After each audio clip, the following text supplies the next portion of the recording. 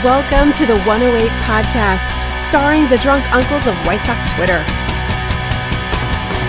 He's at his ideal weight if he were 10 feet tall, beef loaf. Never holding but always partaking, not hungry but will eat, My Sock Summer. And your host, he's aged and smells like a sharp cheddar, Terezi E.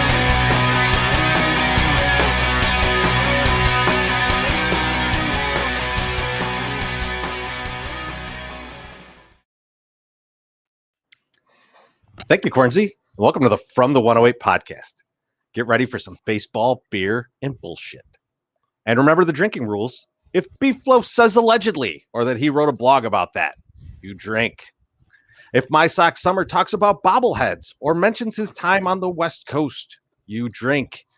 And if I say, here's the thing, or that I didn't have any notes for tonight, you drink.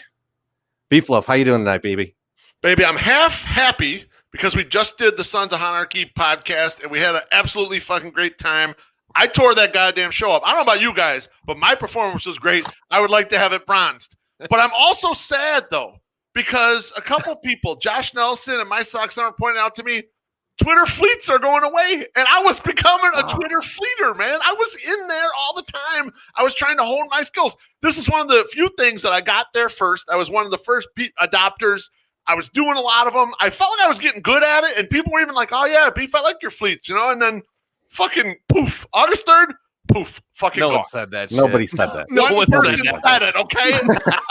Yeah, I don't think Bonita Stakey counts. And she was doing it. She would never say that. She would never admit I'm good at something. No way. Absolutely no chance. She said you were good at sucking. So that's what she's telling me. I want to know like, I agree with Jeff Passan. Who the overly nice person. Who's the overly nice person that told you that and pumped up your ego to the point that you thought you were doing good?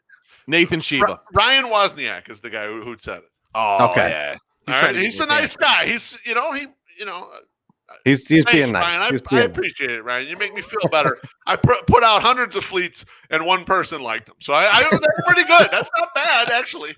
No, it's not. 700 followers liked them. That's not bad. Yes. But what did you ever did you click on people's fleets? I felt like I just left those alone most of the time. No. I would look at fleets a lot. Here's my one problem with the fleets. I'd be laying in bed and I'm clicking fleets. Some people, though, would do it where they have audio and it's really fucking loud. And I'm laying in bed. I'm like, wow, I can't have all this shit. So if they're an audio fleet person that had like music and shit or them yelling about something, then I never looked at their fleets again. I need a silent fleet. This is like silent film shit. All right. I don't need all your screaming and yelling. You can do that on other mediums. This should be quiet and should be a video, and a short video and maybe some words up there. That's it. That's all I need. Beef's over there letting out silent fleets in the bed, man. I mean, that's fun. Well, I mean, this is Beef. I wave the fleets all the way up. When you get to the Angela White fleet and she's moaning in ecstasy, yes, that has it definitely does wake up the wives. I understand. Been there. Thank you. I appreciate that you would buy a Beef Loaf NFT. I really appreciate that. And thank you, Alex Rude. Yes, this is our 100 podcast. 100. It is. Congrats, boys. Nice job. Yes. We did it. We lived all the way to this. Amazing. I can barely believe it. It's pretty awesome. Right. My Sock Summer, how you doing, man?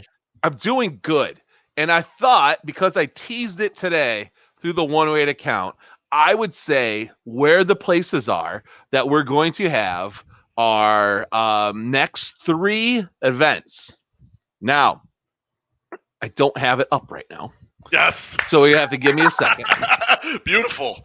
Here was my banter. I don't know what it's going to be. Well, He's got to find the fleet that it's in. That's I just got to pull it up real quick. It's no big deal. Whip it out, man. Whip it out, man. Whip it out. You? Because it's going to be right here. Oh, no, it's not. But I like that he doesn't even have them memorized. It's 3 things. No, I don't have it memorized. You know what I have memorized? What my kid likes to eat for lunch, when I need to feed her, makes to remind her that she needs to go potty. I have to here, this is how I get you dressed. I have all these things in my head.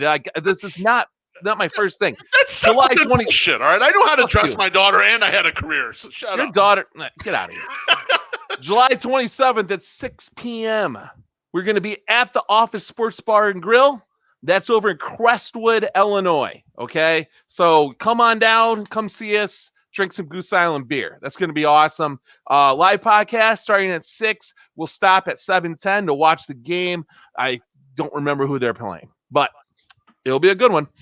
August 10th, we're going to be right up the street from our houses on 35th and Halstead. Buffalo Wings and Rings. Come on over, have some pretzel bites, have some queso, maybe drink the queso, but also drink a shitload of Goose Island because it is delicious. All right, so that's August 10th, and that's at 6 p.m. Now, September 8th, 7 p.m., we're going to be at Kroll's in South Loop. Ooh, okay? Love Kroll's. Josh Nelson's favorite bar because they have the brandy forward Brandy old fashioned. Brandy old fashioned. Which he introduced, and there he is telling us happy 100th. He introduced us to brandy old fashions. I'd never had one. It's a Scotty thing, man. Like, they love it up there. I'd never had one. Me and Beef had them, and I'm like, this is incredibly sweet. This is pretty good. And I was like, this is very sweet. Yeah. And he's like, yeah. Yes. Yeah, you're going to be hungover for like years if you have one more of these. You're a professional. So, yeah, we'll be there at 7 p.m. Now, they're playing the Oakland Athletics that night. So that is an 8:45 start. So that's why we're starting at 7. We are probably going to do a full-on 108 podcast. I don't know what we're going to do. Okay, but we have an hour and 45 minutes before the game starts. We can get fucking loaded. And you can see everything that we do. Have you ever wondered what the faces we make at each other when we're drafting stuff? Probably not, because we're on StreamYard and you can see our faces now. But now you can smell us and see us actually do it. It's just it's going to be fucking amazing. Literally, I love Buffalo Wings and Rings. In the office, we're going there on Taco Tuesday. I'm going to eat the shit out of all those tacos. And I don't know if you guys have go to their fucking website and look at the steak nachos they have up there, plus the tacos. Oh my God. It's like the big pieces of steak, like the big chunks. I'm definitely going to choke on one of those when I'm trying to defend Lance Lynn. And you don't want to miss it. So get down there for Taco Tuesday. But Kroll's is definitely going to be the highlight because we have an enormous amount of time before the game goes on. And then we are going to be 7 sheets to the wind when the game is over, and we're going to have to Uber back, and it's going to be great. Okay. All I'm hoping is I don't smoke. That's all I'm praying for. So, but that's how I'm doing. Yeah. Right. I'm doing great. If I wanted to announce that right out. Yes. Perfect. Absolutely perfect. Really quickly, if you are a plumber, please come out to the one on the 27th if we're going to have all these tacos and nachos. Yeah. It looks delicious. The office is going to need your help. Yes. It looks really delicious. I'm just going to say that. So, yeah. That's what's going on. Other than that, life is fine, man. Pre-diabetic a little bit, so we're gonna see how that works out for me. But still copacetic though, baby. They definitely looked at my eyes today. I went and got my eyes checked out. The guy goes, "I see no sign of diabetes in your eyes." I'm like, perfect. I can just put the alcohol in my eyes now. Alcohol to your eyes. I love it. Sounds like a song lyric, actually. How are you doing? How are you doing? You know what? I'm doing a lot better after this comment. For those of you just listening, it says, "His beef convinced Bill Cosby to be the guest on the 200th pod." We can't have 2 guys with giant noses on the show. I'm the only giant nose guy, all right? Bill Cosby, giant nose, can't be on the show with me, all right? It's not going to happen. There's no way Bill Cosby's alive for the 200th.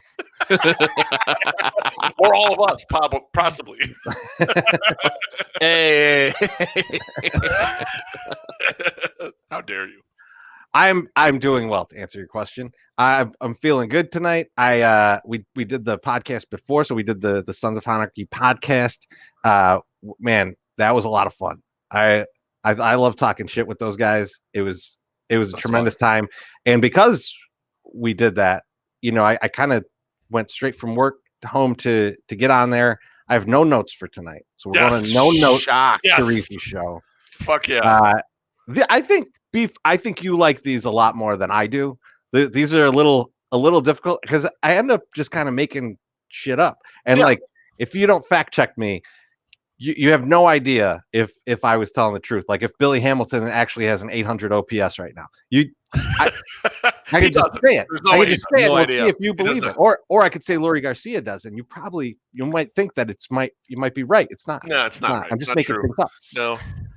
But so I think that's going to be fun. But I did want to talk about something. So I went to northern Wisconsin this weekend, and it's right on the border of Minnesota. And we were like, we should go into Minneapolis on one of the days we're up there. And my brother-in-law was like, the Twins are in town. They're playing. Do you want to go see them? Now the Twins are playing the Tigers. So do I care who wins this game? Not really. But it's a baseball game, and I'm gonna go have some Minnesota beers, and check out what they got up there.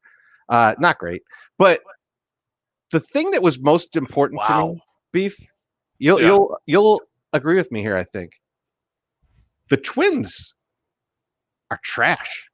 They got like I don't see a great path forward for them, right? Because like I'm looking at it and. I think Bailey Ober was on the mound that day, and like, he's okay. Like he could be good. Yeah, he's okay, but he's not very good. Like he doesn't have it. And then they're young hitters. Like Kirilloff looks good. Kirilloff's going to be a monster. But like Larnach, he's Pedro Serrano.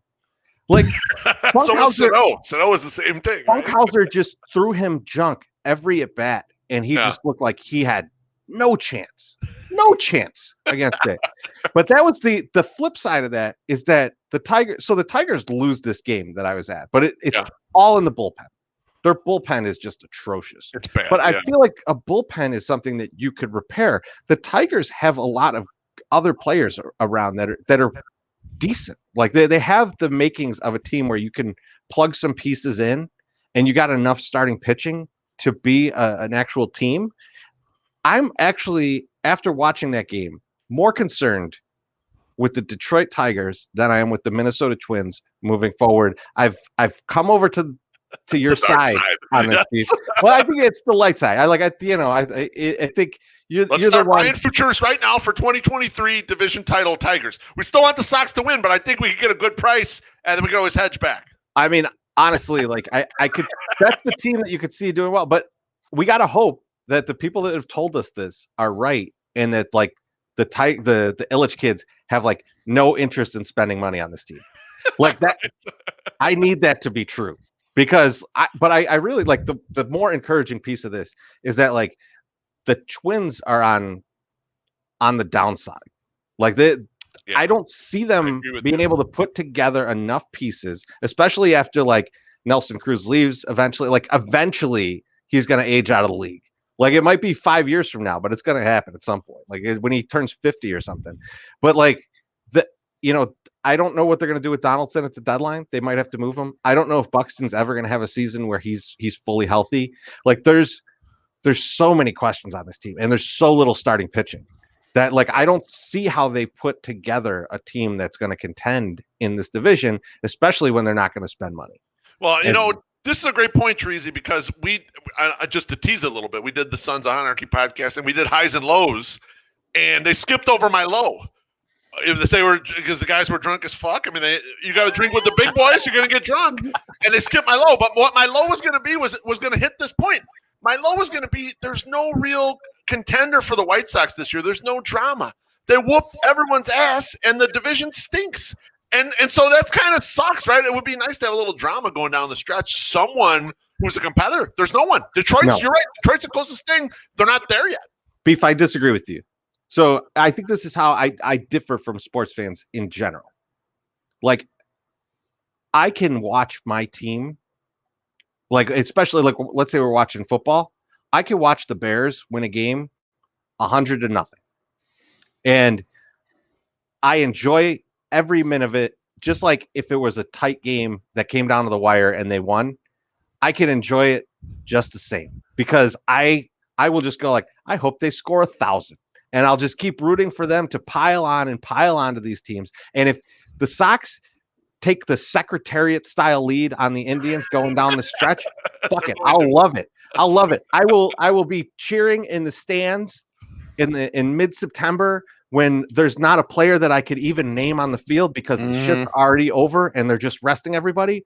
I'll be there. I'll be screaming at the top of my lungs, happy as hell. I don't know. 100%. I just would like a little something, a little like really. What am I looking forward to right now? I'm looking forward to. Oh, please, everyone, stay healthy. I mean, we're fucking body. I mean, this weekend I'm looking forward to because you're playing a team that's going to be a playoff team, and I want to see how we match up against them. But there's going to be a lot of games in the future. It's going to be like, all right. I mean, I love going and watching the Sox. I love to see them succeed, but there's no drama. There's no nothing. No, shut up. There's no. I'll make some drama for you. There's no for you know to do it. Yep. Well, fuck you guys. So it's time for the show poll. So we're gonna show poll here. Let's do it. And so I got a question for you guys. You guys each give me an answer, and we're gonna put it up on Twitter, and you guys can all vote on it, and you could tell us which one of us was right.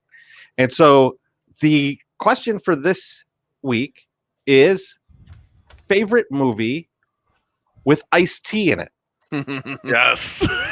Not the drink, the rapper. Exactly. Coco Hubby. Actor. So Beef, I'll let you go first. I will go last. Baby. So Beef, knock the first one out.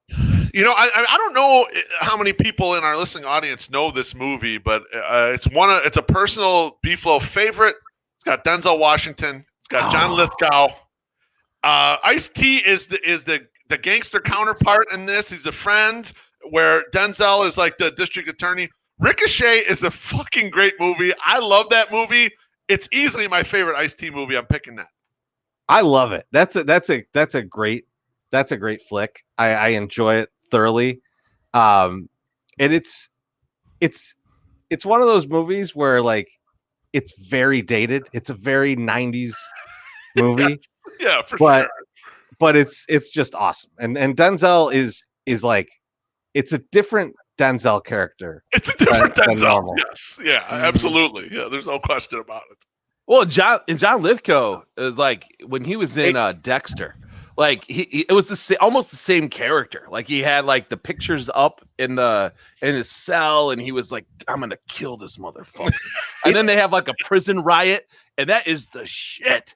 And then he's got him like he like shoots him full of like PCP. Denzel Washington up full of PCP, and he's in like a pool and like just to fuck with his head. Like it's like it's all time troll shit. Like this is good. It's good. Yeah, it's great good. villain. Lithgow's a great villain in that movie. Which is weird too, because like you don't think of John Lithgow as like what a tremendous villain that guy looks like.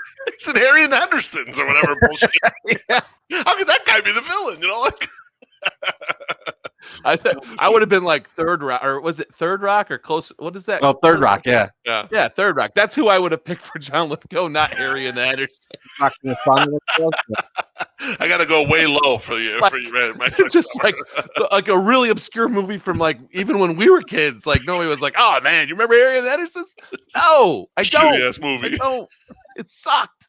My Sock Summer. What do you got, man? So I thought originally when he started talking, like he was taking my pick, and I was like, "You motherfucker!" So I'm gonna go with probably one of my fucking favorite movies, just in general. Again, dated as fuck, but a great flick. New Jack City. Oh, you got goddamn Nino Brown, fucking motherfucking Leslie Snipes.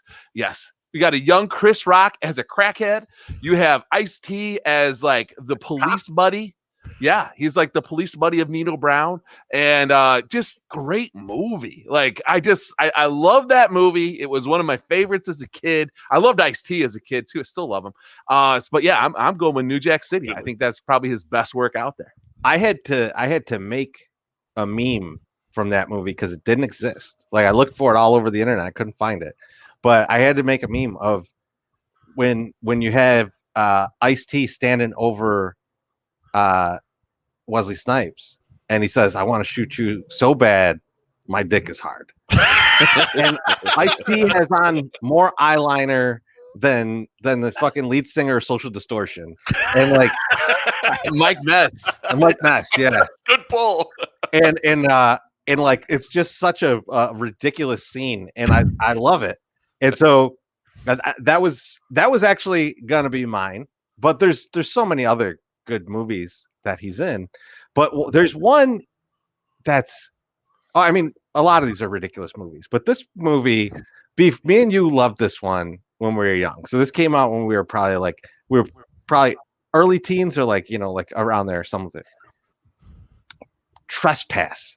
Oh, so Trespass, I believe, had both Ice-T and Ice Cube. Yep. In it. Yeah, that's correct. And it's such a goofy ass movie, but the best part of the whole thing, and if you haven't seen it, I'm gonna spoil it for you because fuck you, you're not gonna watch it.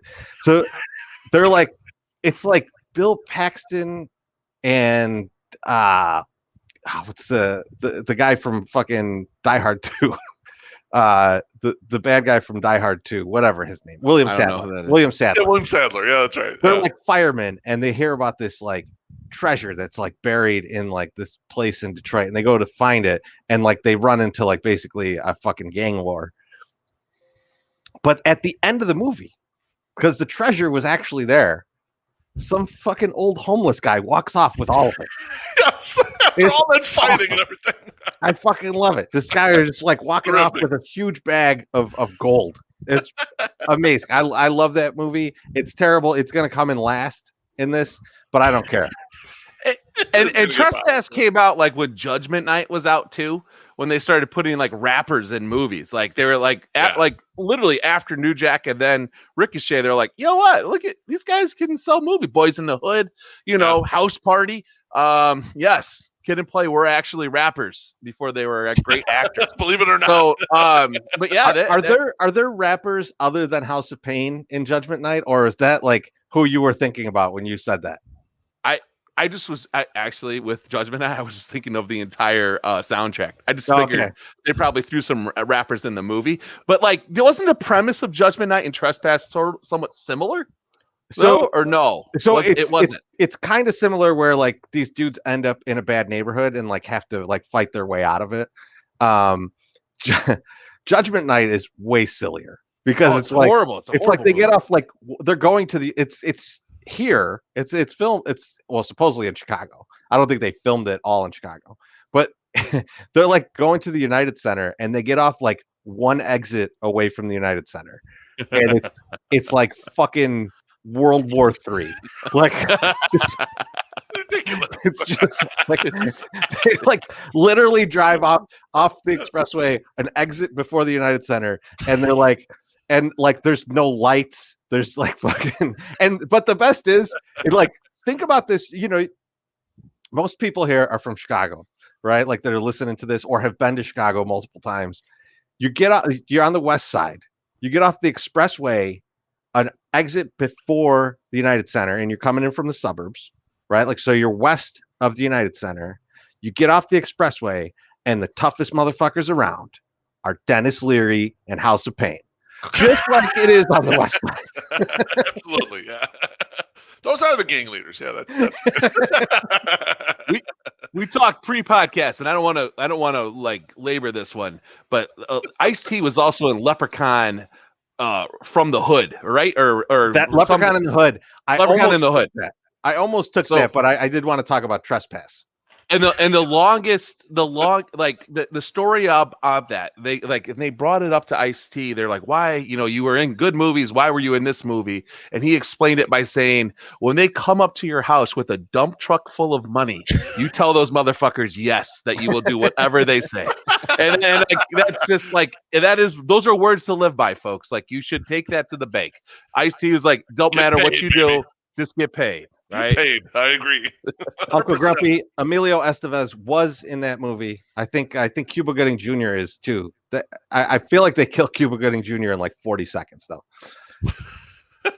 Judgment Night, not Leprechaun in the Hood. I don't. Yeah, I don't think he's in Leprechaun in the I don't Hood. have memories of Judgment Night. I've probably seen it, but I don't really remember it at all. If you got off one exit before the United Center, you could probably still see the United Center quite well from there and just drive straight to it.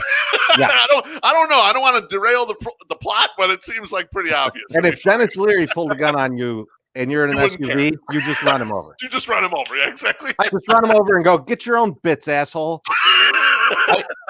I love that we said best iced tea movie, and Brian is in the comments going, no mention of SVU. That's TV. Come on, it's not a movie. It ain't a movie. It's a TV show. You don't say, hey, what's the best 80s sitcom, and then say, you know what? I really like this movie. No, you don't do that. That's just not what it is. So MSS has put our poll up. So please go on Twitter at FromThe108.com and go vote on it, man. Go vote on Ricochet, because we obviously know that's the best movie. I mean, it's obviously Trespass, because Lucky wasn't so lucky after all. Brian is joking right now. Oh, okay. Now you got called out and made fun of. Now you're joking. I get it. Yeah, I get it. Give me my dick back. I crapped out. Give me my dick back. Brian, tell my Suck Summer to go fuck himself. Yeah, it's coming. when the lag comes Sal will up. do it. White Sox Sal will do it for you later on. No, he's already bagging on my internet. It'll probably go out right now. So some POV there. Would be perfect. I can't wait till that's a gift. All right? Give me a gift. Just wait. Somebody make me a gift. I can't wait for Zach to Photoshop that. I know. That's probably already done right now. So I got another question for you fellas. I hope you guys can answer this for me. But what are you drinking? Yes. Well, I'm going back-to-back podcasts right now with a little Crown Vanilla. Oh, yeah. The whiskey going to get you? Oh, the whiskey might get you. You know what? So here's the deal.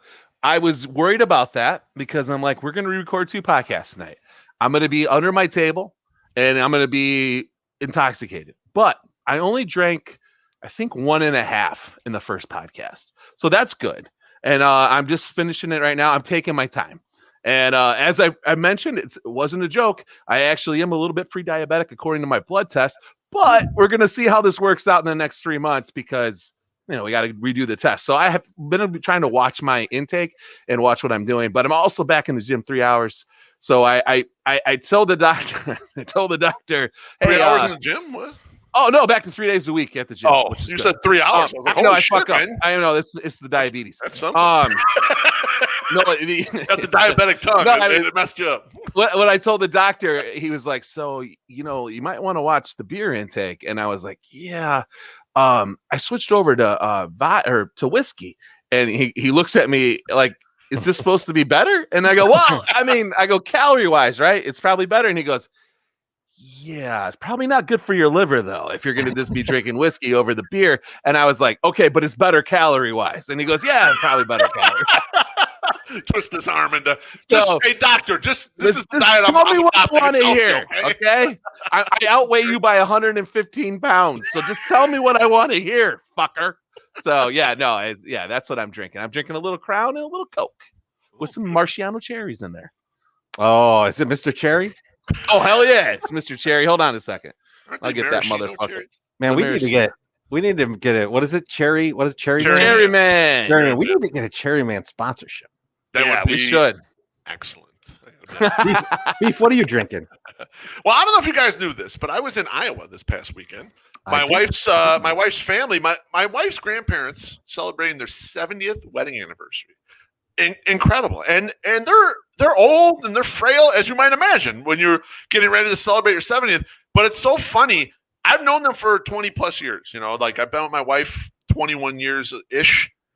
They remember shit from when I first came to visit when I was a young man. It's like unbelievable that they got this stored in there and they fucking remember this shit. So had a nice weekend with friends and family. On Sunday morning before we left, we had to go meet up with Sean Jankowski and his wife Micah and baby Dale. And we went for brunch at a place called Barntown, which actually had great beers there.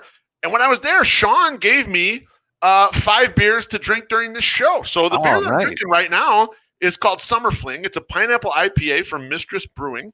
Get a little look at that. And I'll show off the others when we get them. This is 6.5%. It is fucking delicious. I got to be honest with you.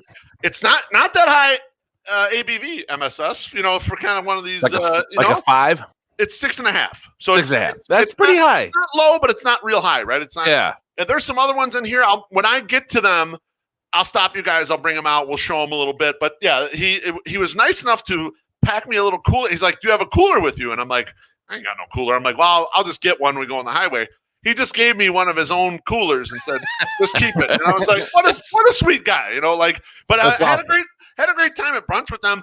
They would fit in so fucking well hanging out at the games and shit in 108. Like, they were awesome. So it was a really great time, great time with family, but it was great to get to meet Sean and Micah, and then we're going to drink these beers tonight and I'll give you a little review of them. So nice. I love it. I appreciate you not saving them until we're at your house tomorrow so we can all try them. But yeah, you do it for me. I appreciate the way you're doing this. I like it. Treasy, what are you drinking, baby? So before we get to what I'm actually drinking, I have another question for you. As I mentioned, I was up in Wisconsin this weekend, and as I normally do, I ended up at a Walmart at like 9:30 on a Sunday, 9:30 in the evening on Sunday, and I'm walking around and like I wasn't actually there to get anything. The other people we were with were getting some stuff, and I walked by the liquor section and I was like, oh, you know what? They got these New Glarus like packs where it's like all the different New Glarus beers in there. A variety pack. Yeah, I'm gonna pick these up for the guys. I'm gonna get 3 of these. We'll each get a 12er of it. We'll have some New Glarus. So I'm starting to pull these fucking out of the fridge, and the fucking guy walks up to me and he's like, "We don't sell alcohol after 9 p.m." Nope.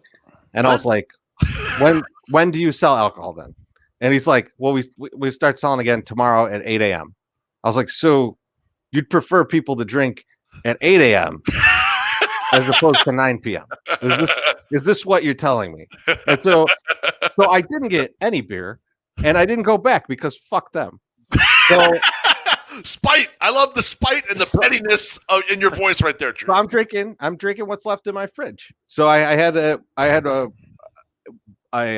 beer for tacos during the Sons of Anarchy thing, and I got a nice Sox golden ale here that I'm having, and then I think I got a few revs in here that we're gonna take down during the show. And now my fridge is gonna be empty. It'll be time to refill after this weekend, but I feel like I might have some beers over at your house, Beef. So I don't know that I need any in my house. There's actually some you could just take to your house too. We got a lot. We've gotten big hauls lately, so and we're gonna double up next time too, because we got the Wisconsin tailgate coming up, and we will be providing some good, free, fresh Goose Island beer to anyone that is over 21. I love that. I love that. Did I say free? Did anybody hear that? I said free. Yeah, I heard free. Yeah, it's free. Baby. All right. So I guess maybe we pay some bills then. Might as well. On Tuesday, the girls and I went to Orland to make a donation at one of our favorite thrift stores.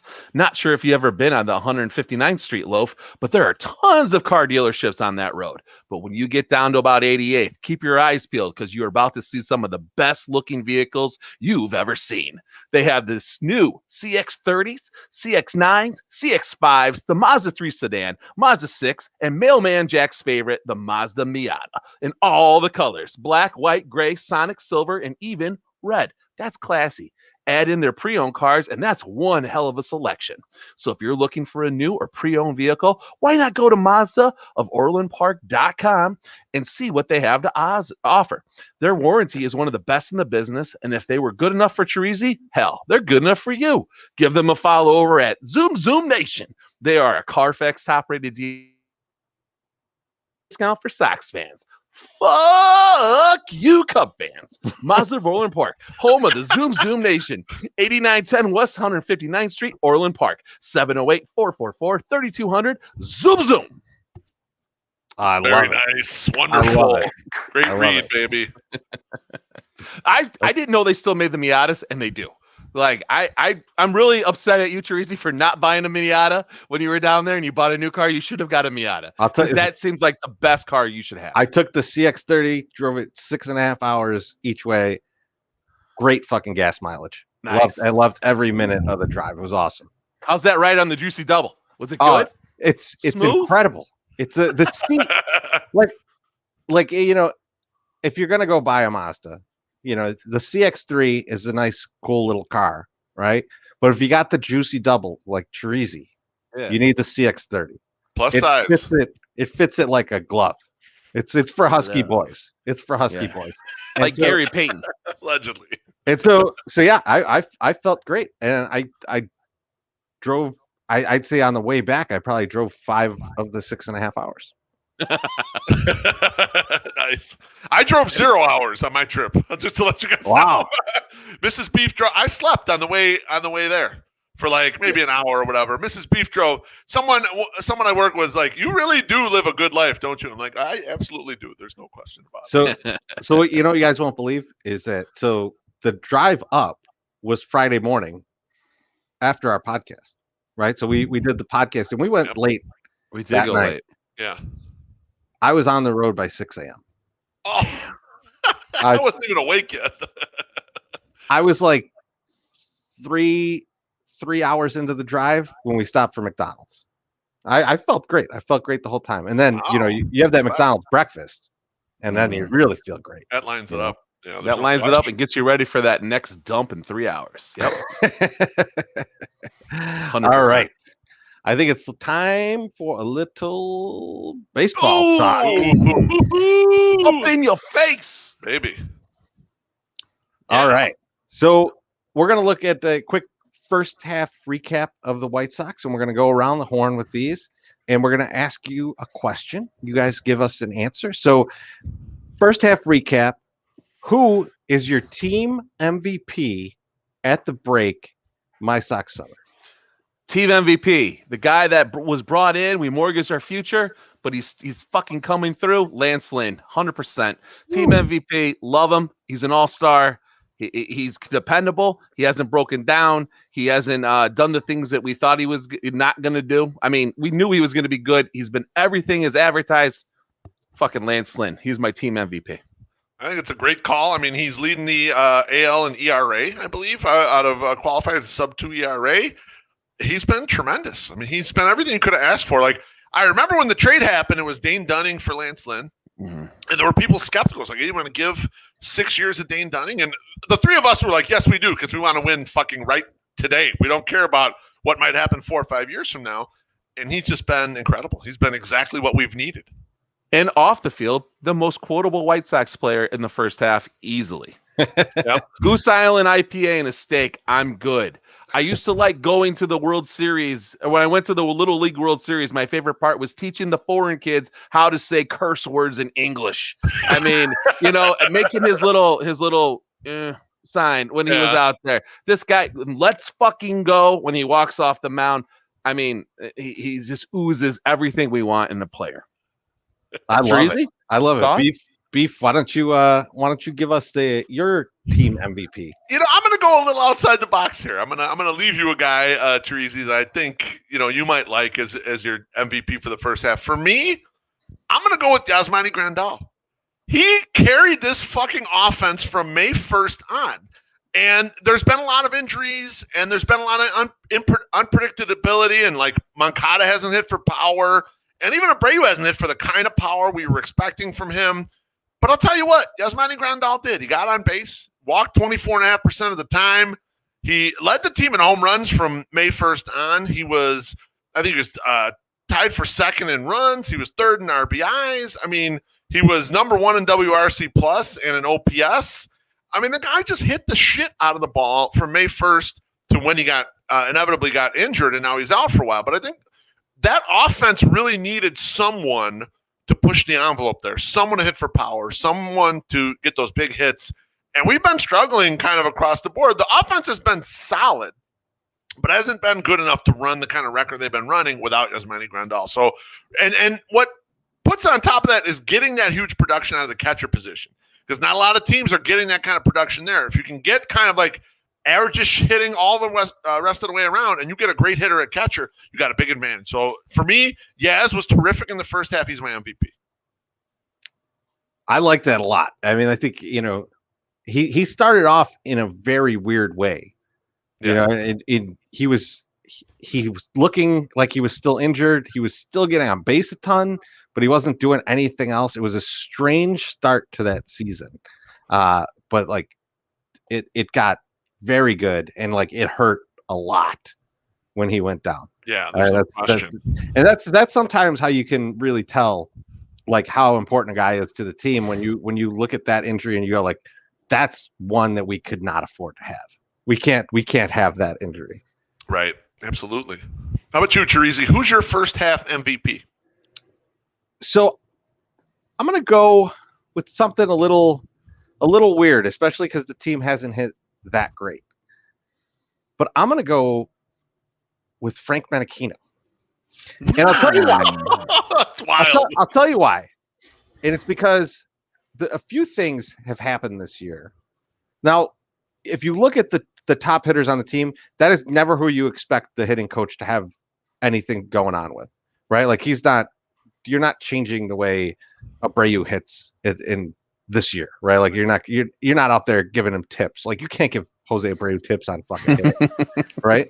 You're looking at your more fringe players, and like the fringe guys have all exceeded what they're supposed to do, and then guys like Adam Engel are hitting more than you'd expect. They're hitting right-handed pitching.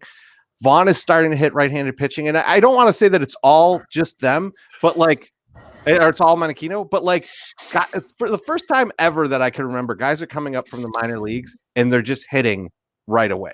There's not this like problem where they're just look lost up there. And I don't know if it's that I've just used to suck mediocre bullshit out of those types of players, but like it seems like everyone who would ask him for help or that would be part of the program in teaching these guys how to hit better has hit. Bro, I leave you Carlos Rodon and you give me Frank Menachino. So you know who's a fringe guy? Hey, Teresa, you know who's a fringe guy? You know who's a fringe guy who sucks cock? Danny Mendick. He's been terrible in the first half, okay? He's been absolutely awful. You know who's a fringe guy who stunk? He got DFA'd, Adam Eaton. There's a lot of fringe guys that have been garbage, man. Eaton's not a guy that comes to the hitting coach. Jesus Christ. I'm just saying, like, are you actively trying to get canceled, motherfucker? I mean, come on. Danny Mendick's been terrible. I shouldn't have said the oral sex comment, but yes, he was no good. He stunk. The thing is, and this is what I'm going to say, Teresi, and I think this is what you wanted us to do is come back and yell at you. Yeah, but like, I forgot Frank Menachino or Marciano, whatever the fuck. I thought he was even the coach until they showed him on TV this last weekend. And like Jose Abreu's like dry humping him from the back and like taking his head off and massaging his head and shit. I'm like, this is all he does. Like he's just there to be with the big guy. Now, I will say this: if you're going to blame Todd Stevenson, I know this is a fucking like a good MSS fit. Go for it, MSS. If you're going to blame Todd Stevenson for making everyone suck for 4 years, you have to fucking give him credit, for these guys hitting, Loaf. So even if they're good, you have to do it. But I don't think you buy that. I don't think you buy into the fact that Todd Stevenson did anything wrong when he was here. He was fine. He's just fine. He used to crush Miller Lights like a motherfucker. He was totally fine. Okay. Like I wish we was still around because we'd be drinking beers with them. 108 styling. Oh, it'd be awesome. I know he's still around. I decided right now. I just decided I will take Treasy's pick. And I will pick Carlos Rodon for him because I can't let him lay there in the Frank Menachino, in the piss alley right there. He can't be there with it. I can't have him laying there with that, Well, we can wait. I mean, because I feel like we have other things we can discuss where Carlos Rodon might get a shout. I feel like I've already tied myself to Carlos Rodon. I needed something a little outside the box. Get you guys talking. Get you excited. I don't know how my sex summer came to my defense, but I love it. Yeah, no. All right. Unbelievable. Next up is the biggest surprise of the first half. And Beef, we'll start with you. Yeah, the biggest surprise of the first half is how bad Cody Hoyer's been. And I don't want to pick on him just because he unfollowed me, and my feelings are hurt that he unfollowed me, and I thought we were best friends. But I'm gonna, because he's been bad, man. He was the guy who thought, okay, he's gonna make the leap, and he was the guy who had my brain churning like, we don't need Liam Hendricks. We got Cody Hoyer. Cody Hoyer stinks. Cody Hoyer is one or two reliever acquisitions from enjoying a nice time in Charlotte. I mean, like, he really is. He's that close to not being on this team. Bad surprise. Yeah, that was a bad surprise. I agree. Bad surprise. Like when you shart. Like he's like the shard of the first half. You're like, no. I gotta tell you, man, I was fasting on Tuesday, and then when I came off the fast, it got a little dangerous there. I ate a meal and I needed to get to the commode really quickly. I couldn't. There was no risk taken. Dude, I just got to be honest. I started back up taking the MCT oil, flushing me right out, doing the same thing, the intermittent fasting. As soon as I eat my first lunch, which is usually a salad with a little bit of protein, right out, man. It's gone. Gone, gone. I wish I had. There you go. It's a little freeze up for you. Perfect. I wish I had Hawk Harrelson in my bathroom and going, Ego. That's all I need to hear, you know? We should be able to arrange that. Brooks might be able to help out. He's probably not busy. Yeah. Biggest surprise for myself. I'm going to go positive surprise. Andrew Vaughn. Just being able to play left and also hitting at like the level that people thought he was going to be able to hit to, kind of. I mean, he's no Tony Gwynn. Let's just like take that off the table. But he's doing better than I thought he was going to do. I didn't think he would come out and first off be able to play his position at least better than Aloy, and then also be able to hit and like hit bombs. Like that kid can crush that ball, and he's a little, weird looking troll guy. So like I'm impressed. Like he's got the power and he's doing what we thought he was going to do, or some people thought he was going to do. So I'm glad he didn't fall flat on his fucking ugly troll face and not produce. So good job, Andrew Vaughn. MSS, I'm glad you brought up Andrew Vaughn, because Alex Rude went out on Twitter today and totally bodied the shit out of me, because every time I say something about Andrew Vaughn where I'm not sure, I'm questioning him, he goes on a fucking tear and starts hitting the shit out of the ball everywhere. And so he wants me to keep negging him, kind of like do the reverse jinx on him and write some negative stuff about him so that he'll be like he'll be a playoff MVP or some shit like that. And Alex is totally right. Alex would tell me after I write something like that, he's like, nah, he's gonna start hitting, and sure enough, he'd start fucking hitting right away. So yeah, I mean, Andrew Vaughn has been a pleasant surprise in my opinion, and for all the reasons you said, MSS. I just thought he was a little overloved for kind of not having had the production, but now the production's really coming in, and it's coming in bunches, and the power's starting to deliver there. He didn't have the power kind of right away. Now the power's really coming through. It wouldn't surprise me if he led this team in home runs. Yeah. What's he at now? 10 at the break? Yeah, something. That's right. I'd have to look. It's like 10 or 12. I forget what he's got. Let me look him up. I'll check it out. All right. So who's you got? Who's your biggest surprise?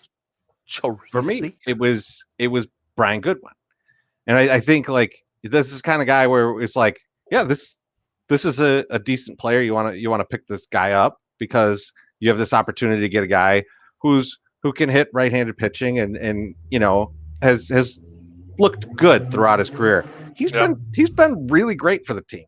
Like it's you have to look at it in the light of the free agent that they went out and signed to play right field, who is has the same handedness as this guy. They picked this guy up off of the street, and they go, "We want you instead of this guy." Yes. Right? Like, and get lost. And so, to me, that whole situation is the biggest surprise of the first half, and it's a pleasant surprise. Like if you're gonna have a guy underperform, having a guy come in out of nowhere, dumped by the Pirates, and then come in and succeed in the way that he has, like that's what happens in years when you do really well, right? Yes. And so I loved it, and I have loved it, and I'm looking forward to it in the second half, because there's nothing that tells me it won't continue as long as they keep giving him the right matchups, and especially with with Engel being available to be platoon with him basically in right, you have that opportunity, especially when you start to get guys back. So I look forward to more of Brian Goodwin but actually a little less. So I think that to be able to match him up even better. I mean, Treasy, no convincing me. I wanted Brian Goodwin last year at the deadline. I wanted the White Sox to make a deal for him because they had a big hole in right field, and I thought Brian Goodwin would be perfect and hit the hand in this worked and all that stuff. You got to give credit to Rick Hahn for taking advantage of a marketplace so fucking stupid that they won't give Brian Goodwin a regular job to hit right-handed pitching all the time. It's like insane shit. Like, why the hell is he just out there? I don't know. But fuck everyone else in the league. Hahn did a great job of grabbing him. And like I said in the Suns podcast, we haven't had to use him yet, but he did a great job of grabbing Tim Beckham. That's a way to build some depth when you don't have the depth coming up from the farm system that can help you in those spots. So what? Go ahead and find somebody, find the guy. And Brian Goodwin is the type of guy I would love to see back with this team next year in a bench role, even if they address right field properly, because he's the type of guy who come off the bench, play all three outfield positions, and hits right-handed pitching. Yeah, has a decent bat. Yeah, for sure. Those are the kinds of guys you want to go out and find off the scrap heap and hand to Frank Menachino to work with. Yeah. Fuck you. How dare you? What a dick. I know. Oh, shit. All right. Man. One more on the White Sox first half recap. And this is your favorite moment of the first half. And fuck you guys. I'm going first this time. Do it. I love it. It's easy, man. It's easy. It's the Carlos Rodon no-hitter. Absolutely. That shit was incredible, man. And oh man, I will hate Roberto Perez's fat fucking foot forever that it wasn't a perfect game. But like I have gone to so many baseball games. And Beef, we almost saw a no-hitter back in the day in like San Diego. Like Mark Langston had one going into like the 8th inning or something. I remember that. Yeah, that's right. But I have never seen a no-hitter. And to have that whole year where we weren't in the park, a no-hitter happened that we would have been at, and then finally get back in the park and just so early in the season get that no-hitter, it was electric, man. It was like there was like, it was like 12,000 people in the stands or something, because we were still in the pods. 9,000 people in the stands, and it felt like a playoff game. It was incredible. So that's easily my favorite moment of the first half. Yeah, agreed. Beef, how about you, man? What's your favorite? There were a couple I was batting around. You touched on the Carlos Rodon no-hitter, which was, I mean, it can't be topped. I mean, you're right. Haven't been to a lot of games. And there's some people we know that have been to 3-4 no-hitters, and we've not lucked into any no-hitters until this year. And so it felt so great to be there. I mean, us taking pictures of the scoreboard of the field, getting pictures of us with all this stuff. It's like, we don't do a lot of that touristy type thing you would consider, but that for us was a moment. So I'm going to go in a little different direction since you already picked the thing that was awesome. It was really cool, at least for the three of us, in my opinion. Early in the season, we got a chance to meet Rick Giolito and Casey Giolito. That was a lot of fun. It was very cool to meet the parent of a superstar on your team and having them, be willing to come and hang out with us for a couple innings, just shoot the breeze, tell us some things we can absolutely never fucking mention on any podcast or any air type thing ever. But it was just really nice to meet the people and see that they're as nice as you thought they were. Like, as fun and as cool as you thought they were. So to me, something like that is something I'll never forget. I thought that was absolutely awesome. And it's one of the perks of the whole 108 thing is we get to sometimes meet people and they're as cool as you think they might be.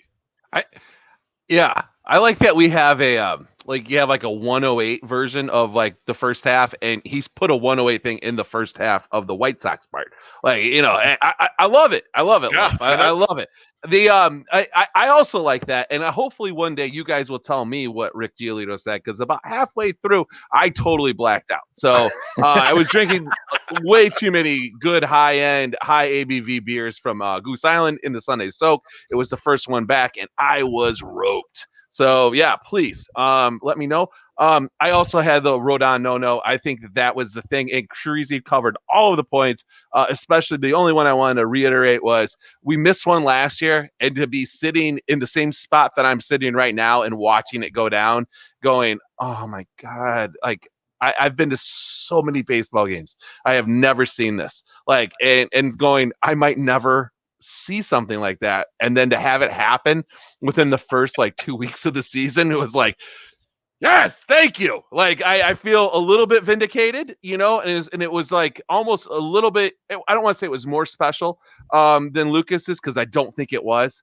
But I think that it was really awesome to see, like, fuck you, Josh, to see a guy have a good redemption while this went down. Like it was just it came full circle, which I really liked. So yeah, I agree. I like it. The redemption piece of it is cool, and it's something that I think cannot be understated, right? Because I mean, at the end of last season, I think everybody wanted Rodon gone. It was, it's over. Mm-hmm. They ended up getting rid of him. They end up bringing him back, and then this season has been happening for him, which is incredible. But that just is kind of the biggest piece of it right there. So let's now switch gears, because there's tons of baseball podcasts out there. There's tons of White Sox baseball podcasts out there, but there's one podcast in particular, which is us, that talks about what it's like being in the park, man. What's going on with the fans in the stands. And that's where we're going to talk now. First half recap. Who is your MVP? Fans in the stands. Can I go first? Yes. I think we might all have. Maybe we all have this guy. I don't know. I think we do. This is my number one fan in the stand so far this year, and that's motherfucking Luke Taylor. Absolutely.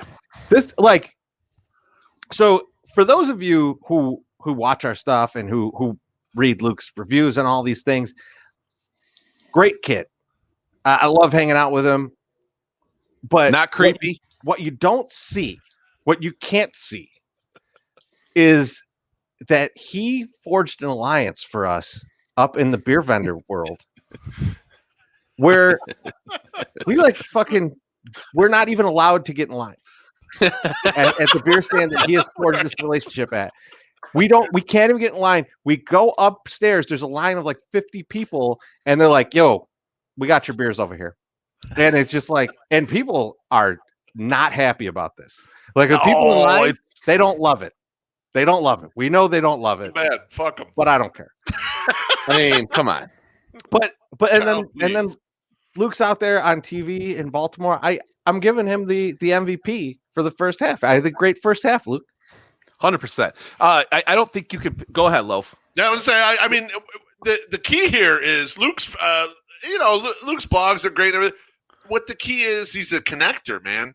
And he spreads kindness, and he makes friends with people, and he gets people engaged and get people want to go to the ballpark. And you see pockets of that's the Luke group right there. They all came to hang out with Luke, and it's got a big crowd there. And that's what we always wanted the whole 108 thing to be. Anyone could come to the ballpark, even if you only got a single ticket. You come out there, you hang out, and he really embodies all that stuff. And I'm in agreement 100% with what you said, Treasy.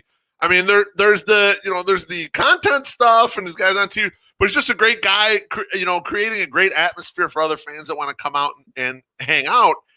That's what it's all about. That's what it's all about being a Sox fan. That's what it's all about being the 108er. And you look at Luke, he just looks like a guy. You don't even he could be sitting there completely still, silent, and you look at that guy and you're like, that motherfucker has a good time. I could just tell.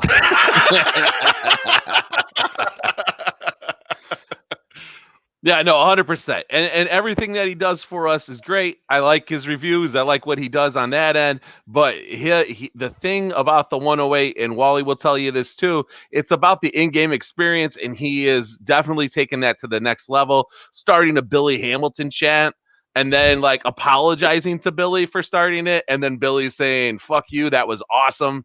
Please do that again. That was dope." And just like just like this guy who's sunburned and has a weird farmer's tan, wearing one of our tank tops, standing out, just yelling at people in Baltimore. I mean, you can't you get afraid. I wrote a blog many, many years ago, and I was like, you don't want to like let people use your name or your brand and go out there and then do something really bad. And listen, Wally Money has walked that tightrope for a lot of years, okay? But it stayed on the straight and narrow for us for the most part.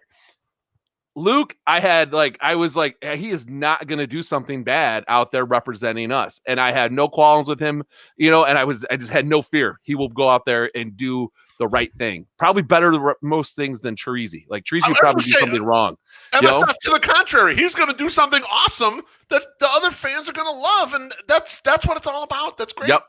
Yep. And then he also is bridging the gap between the young woke kids and then us too, which was desperately needed before we turned into the old codgers. Like, oh yeah, they're cool. They hang out with Luke. Luke says they're cool. They're probably cool.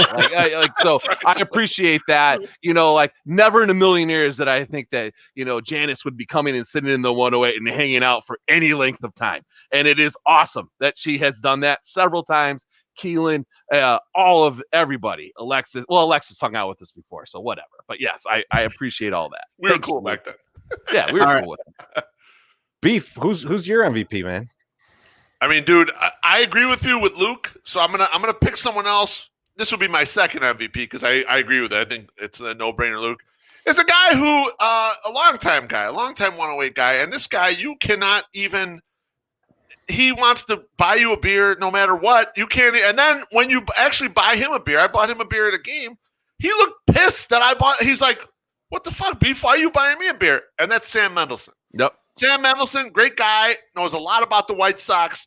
Just one of the people. If I turn around in the 108 and I look at who's back there, I hope Sam's back there. I hope I see Sam sitting in one of those seats, and I hope I get a chance to talk to him later on in the evening. Those are the kind of people we're talking about here. And then outside of our normal group, obviously, I want to see our normal guys, but outside of the normal 108ers that always sit in the spots, I want to see Sam Mendelson. Awesome dude. Yeah. That's a great pick. And I love too. Seeing Sam. Like if you see Sam and Austin sitting in the seats, like you're gonna have fun. Like you know, there's going to be some crazy shit talking, and there's going to be many beers passed around. Yes, yes. And Austin would get a nod too as an MVP, but he's so much of a prick. Like I can't. You're just jealous that he's fit, and you're. Oh my god! You are. You know what? He comes up Gotta to me eat those mustard sandwiches, man. all the time. He's like, check out my fucking medium shirt. And I'm like, fuck you in your medium shirt. How do you fit in a medium? You're like 2 inches shorter than me, and you're wearing a goddamn medium. Like, God, I'm pushing 3X, bro. That's rude. It's very rude. Ooh, let me just interrupt you guys. I'm drinking the Downtown American Pale Ale Throwdown.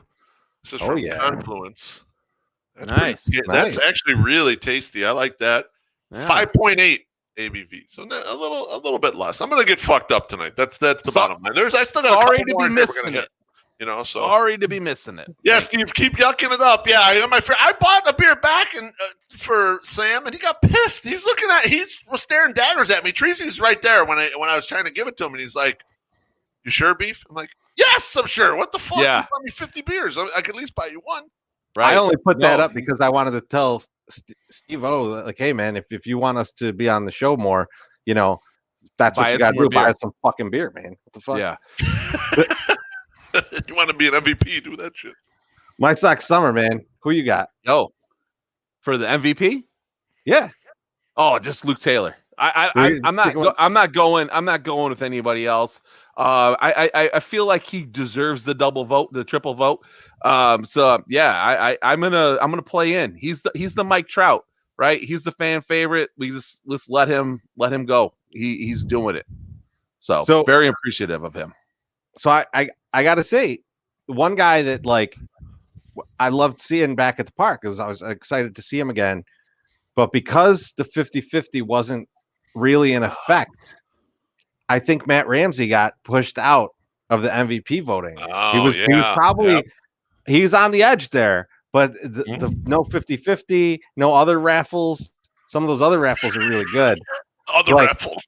So hello. So I think that maybe in the second half he could have a huge comeback. I think he might be comeback player of the year in the second half. He might come back. Yep. So now, still sticking on fans in the stands, was your favorite moment in the stands from the first half? In My Sock Summer, I'll start with you because I obviously stole your pick last round. So this is an easy one, I think, for me, and I don't know about you guys. And it wasn't a perfect night by any means. But the first Friday back when it was 100%, I had no kids, had the wife sitting next to me. We got totally fucking drunk because we never got any food, and the lines were terrible and everything. But the first 100% Friday and the 108 was just was right. Like I don't know, like there's few things in life that you can be certain of, but I know that I'm certain that I should be sitting in that goddamn seat looking straight ahead at fucking baseball, because that was just it felt good to be back there. It felt good to have people coming through, fist bumping and saying, because they know where we're at. And it was the opening day was great, but this was even better to a certain extent because you were back home and watching what you wanted to watch, and it felt the most like normal since 2019. Yeah, I'll say that day for me was really, really great because you guys were at least sitting together for most of it. Me and Wally were kind of extracted from that group, and so we were get down there sometimes when there was seats open and stuff and we could squeeze in, but like there was plenty of games where we just didn't even sit together. Like we were in the same section, like 27 rows apart. It was annoying to no end.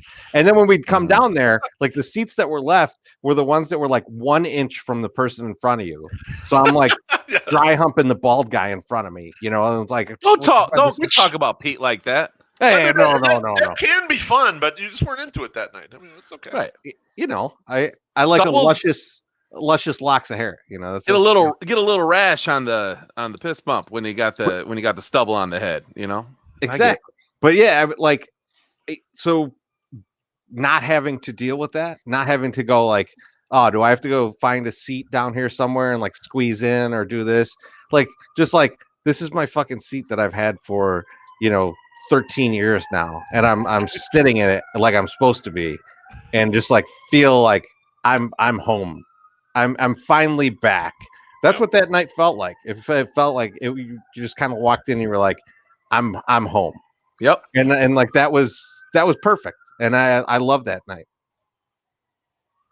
Beef, what was your moment of the first half? I mean, mine was actually before we got put back in the 108. It was a Saturday night. It was against KC. We were sitting in section 105, and we finally got a group of people to come sit in one spot where we're all together, all of us. Mr. Hand was there, White Sox Dave, Barstool Chief, Keelan, Luke, Austin, kind of a bunch of people were hanging in 105 like it was a 108 hang. And people are talking and bullshitting and discussing where we're going to go out afterwards and hanging out.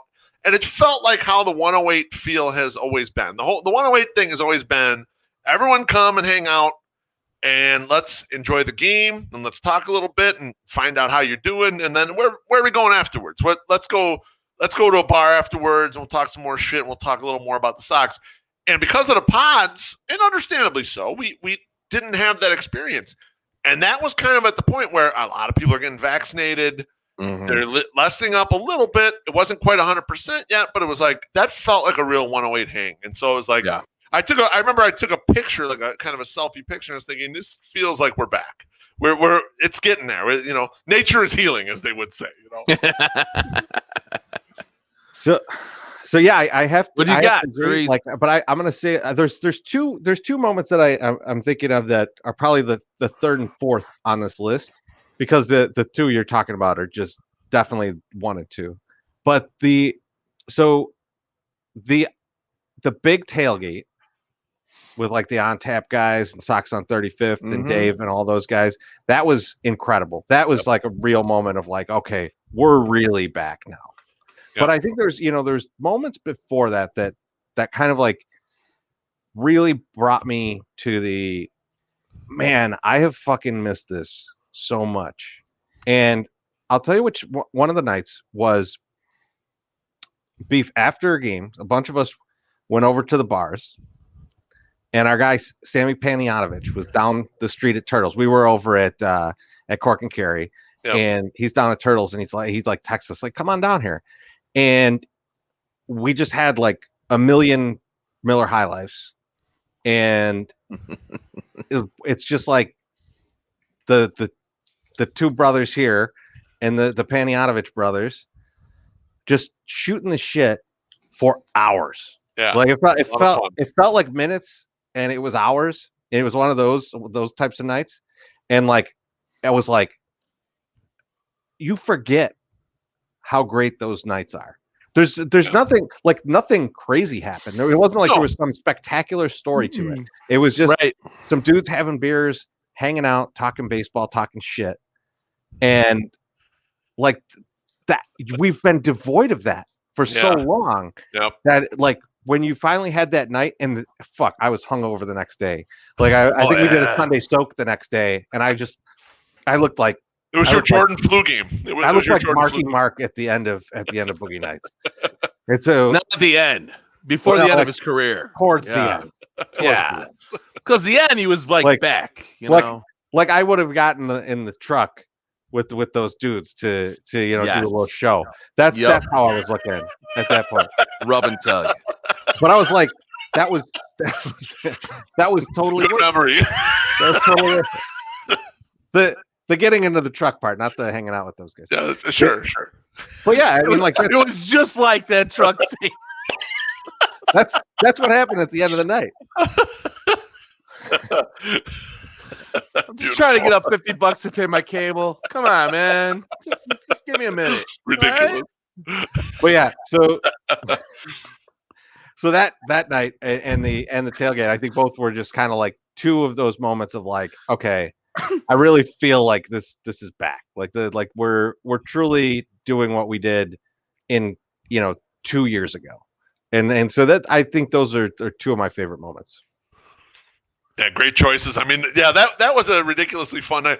There were some random people at Turtles yelling, "Hey, Beef Loaf!" and they came over and were talking to me for like 20 minutes, and they were talking about how fucked up it is that we all got moved from our normal season ticket spots.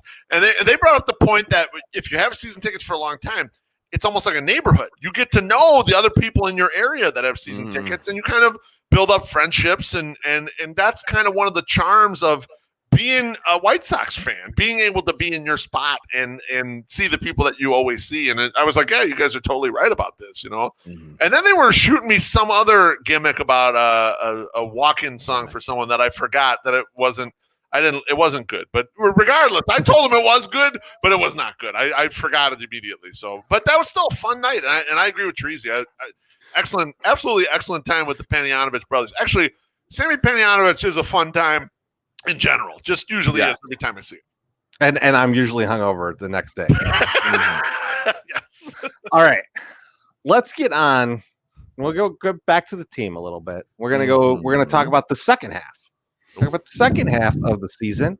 And first up is one thing you need to see from the White Sox in the second half of the season. And my Sox Summer, I will start with you. The thing that's on all of our minds, I think it's not necessarily universal number one, but vendors. We need fucking vendors back in the goddamn stands. Listen, as I just was talking about my health stuff, I'm sure running up the stairs is probably a beneficial thing. All right. It probably will help me burn some sugars off and whatever. Oh, yeah. I don't need to do that 19 times a night. Okay. I will do it 9 times a night. But in the other ones, please just allow somebody to come through my section. Give me a champ. Give me anybody. I don't know who else is left because Brian left us and Brian kept us all to himself. I need a goddamn fucking vendor to come down and sell me a goddamn overpriced beer. I need to pass him a plastic card and say, put it on this. It's not real money. I need this, and it is not happening. And we saw what happened the first 100 Friday when there's actually people there. It don't work, folks. So we need these guys back in there, and it will at least placate us a little bit so that we don't have to go and abuse the beautiful permission system, or beautiful system that we've gotten set up through Brew and Luke. So please don't make us abuse that and piss you off more. Right. Bring back the vendors. Thank you. That's my plan. Great fucking call. That's got to be number one, right? That's got to be number one overall. That's an easy number one. Beef, what do you need, man? What I need is something, and I've been on this kid the entire year. I need Andrew Vaughn to mash right-handed pitching, and not the bummy, scrubby guys he's been hitting lately in the last 2 weeks or whatever that everyone's been rubbing in my nose. No, I mean real fucking right-handed pitching, and here's why. This kid, he could be the X factor. He could be the most important cog in this offense if he starts hitting like we know he can, you know. And the guy was put in a tough spot. He had to go play a different position he wasn't used to. He got rushed to the majors. He's handled it well. He's kind of like, okay, he's been a decent player, average-ish player for the first half of the year. Fuck that. I need him to turn this shit on and become the superstar he's going to become, because that's the key for the White Sox, right? When they face tough pitching, it all collapses, all right? We've seen it so far. I need one of these young guys to stand up, and Andrew Vaughn's got to be that guy, in my opinion. I love it. And you can see Vaughn doing it. Like he's obviously getting better as he goes, and I think now that he's a little more comfortable in right field or in left field, I should say, that maybe this is when the hit tool starts to really shine for him. So I'm with you there. I like it. I think for me, the one thing that I need to see is the opposing team hit a fly ball into the gap that I don't think anyone can get to, and then see Luis Robert easily camped under it. Yes. Because when see that, I will know that Luis Robert is back and healthy, and by then we should have Eloy back on the team, and then you'll really feel like, okay, this team's getting back to full strength, and we can make that push to just destroy the division for the last month, right? Like we're rolling into October with a 15-game lead or some shit. That's what I want to see. That's when I will know that we're on the path, is when I see that play. I love it. I absolutely love it. Yeah, I mean, he's the X factor, Teresi. He's the guy who years ago we said, if Luis Robert becomes that 5, 6, 7 WAR player, you got nothing to worry about. They'll be able to figure out everything around it. It's going to be no problem if he becomes a superstar. And what we saw in the early season was the budding start of that. The defense is there, we know it, and the power is there. But we saw what looked like a real hitter, a guy who was hitting above 300 when he got injured, a guy who was figuring things out, a guy who was hitting the ball the other way because he could fit. Like we need our one superstar back. Luis Robert's our superstar. We need his ass back. I love it. I feel like there's like 40 more. I see some in the comments. Like, I like Yo-Yo going on a dong bender as well. Like I think that again, like there's some of these guys that, like, if they catch fire, like that's the crazy thing about the first half of this season. Is the starting pitching, I should say, has been incredible. The closer has been incredible. The hitting has been okay. It's just been okay. There's, that's why I picked Frank Menachino. It's been healthily above average. The upside of the guys that are not hitting is like incredible. So like you think about if Abreu gets hot, or if Moncada gets hot, or if TA starts to even get hotter, like, and then you start bringing guys back, you start getting Andrew Vaughn to become a home run machine, like all these things that are not far-fetched from happening, right? Could happen. And then if your pitching regresses a little bit, it's not even that much of a problem, because you're still just mashing the ball. So, like, even said that. I think that's. I mean, like, you said that. What do you? I mean, like, my Sox summer, honestly, like the pitching has been tremendous. Like there's Yeah. guys are going to have bad games in the second half that had like 0 bad games in the first half. Oh no, I know, and I know that you don't believe that we have any effect on it with our words, but I think we do. I mean, it's why I don't stand up in the eighth with 2 outs. I mean, we'll just wait till the end. You know, I'm weird. I understand. Since we're gonna whine about what you're scared of, we'll get on to the next question, which is what are you afraid of from the Sox in the second half? So I had 2. So and the second one was definitely 100% injury to starting pitching. Like something was going to happen to that because we've really done so well without having that happen, and that I'm almost assured that it will happen in the second half, and then we're going to see where we're at. And honestly, I'm not too concerned if it does happen because I think you have a Michael Kopech that can come out and at least give you 5, and it won't be much worse than Dylan Cease. You know, so I like as long as Dylan Cease is the one that gets hurt. I just hope we don't have somebody get hurt that I don't know. I'm not as concerned, but that's the one thing that I'm probably most fearful of is that somebody's going down, and I just don't want it to be Carlos Rodon. And not because he's our best pitcher. I just don't want him to get back into that narrative where he's climbed himself out of that. He's an all-star. He's feeling good. I don't want something to happen to ruin that and like just fuck it all up because I just that's my feel-good story. So I want that to continue. Yeah, I mean, I want all these guys to stay healthy. I agree. Like a pitching injury is something that we should be afraid of because there's past Kopech. There's no depth. Nothing. Right. You have nobody 6, you can trust. You have 6 pitchers. You have 6 starters, which is great. As opposed to like they normally have 3.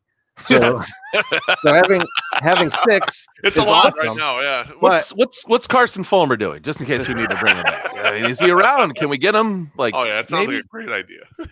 Future Hall of Fame closer Carson Fulmer. Let's get him. Beef, how about you? What are you fearful of? Oh, it's almost the same thing. Starting pitching regression. I'm not even worried about injuries.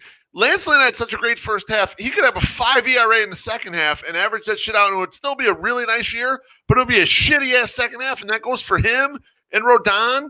I mean, either of those guys in the group in total, like any one of them could blow up and have a really bad second half, or multiple of them could. Now, we're lucky because the Twins were already pronounced dead right before the 4th of July, and the Cleveland Indians are on life support, so they should still probably win the division even if they fuck up all over the place with the starting pitching, but we've just kind of taken it for granted.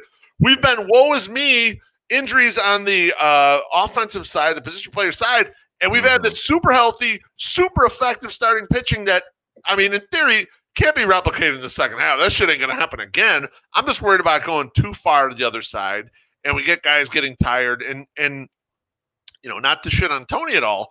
Tony did what he had to do in the spot, but these guys have been used quite a bit, man. They've thrown a lot of pitches in their outings, and they've thrown innings, and that's okay. I mean, you're trying to win. I mean, nothing wrong with that, but you could see them getting tired in the second half. I hope that they're very cautious. I'll just say that with the starting rotation in the second half, and I pray for no regression because it could get ugly in the second half if they do regress, and if we don't kind of have all the weapons back on the other side in time for all. And in the comments, Jack said something. Mailman Jack said something that I think needs to be brought up, and he said that he's afraid that Dallas Keuchel is going to become a clubhouse cancer because he's whining too much, and he's not wrong.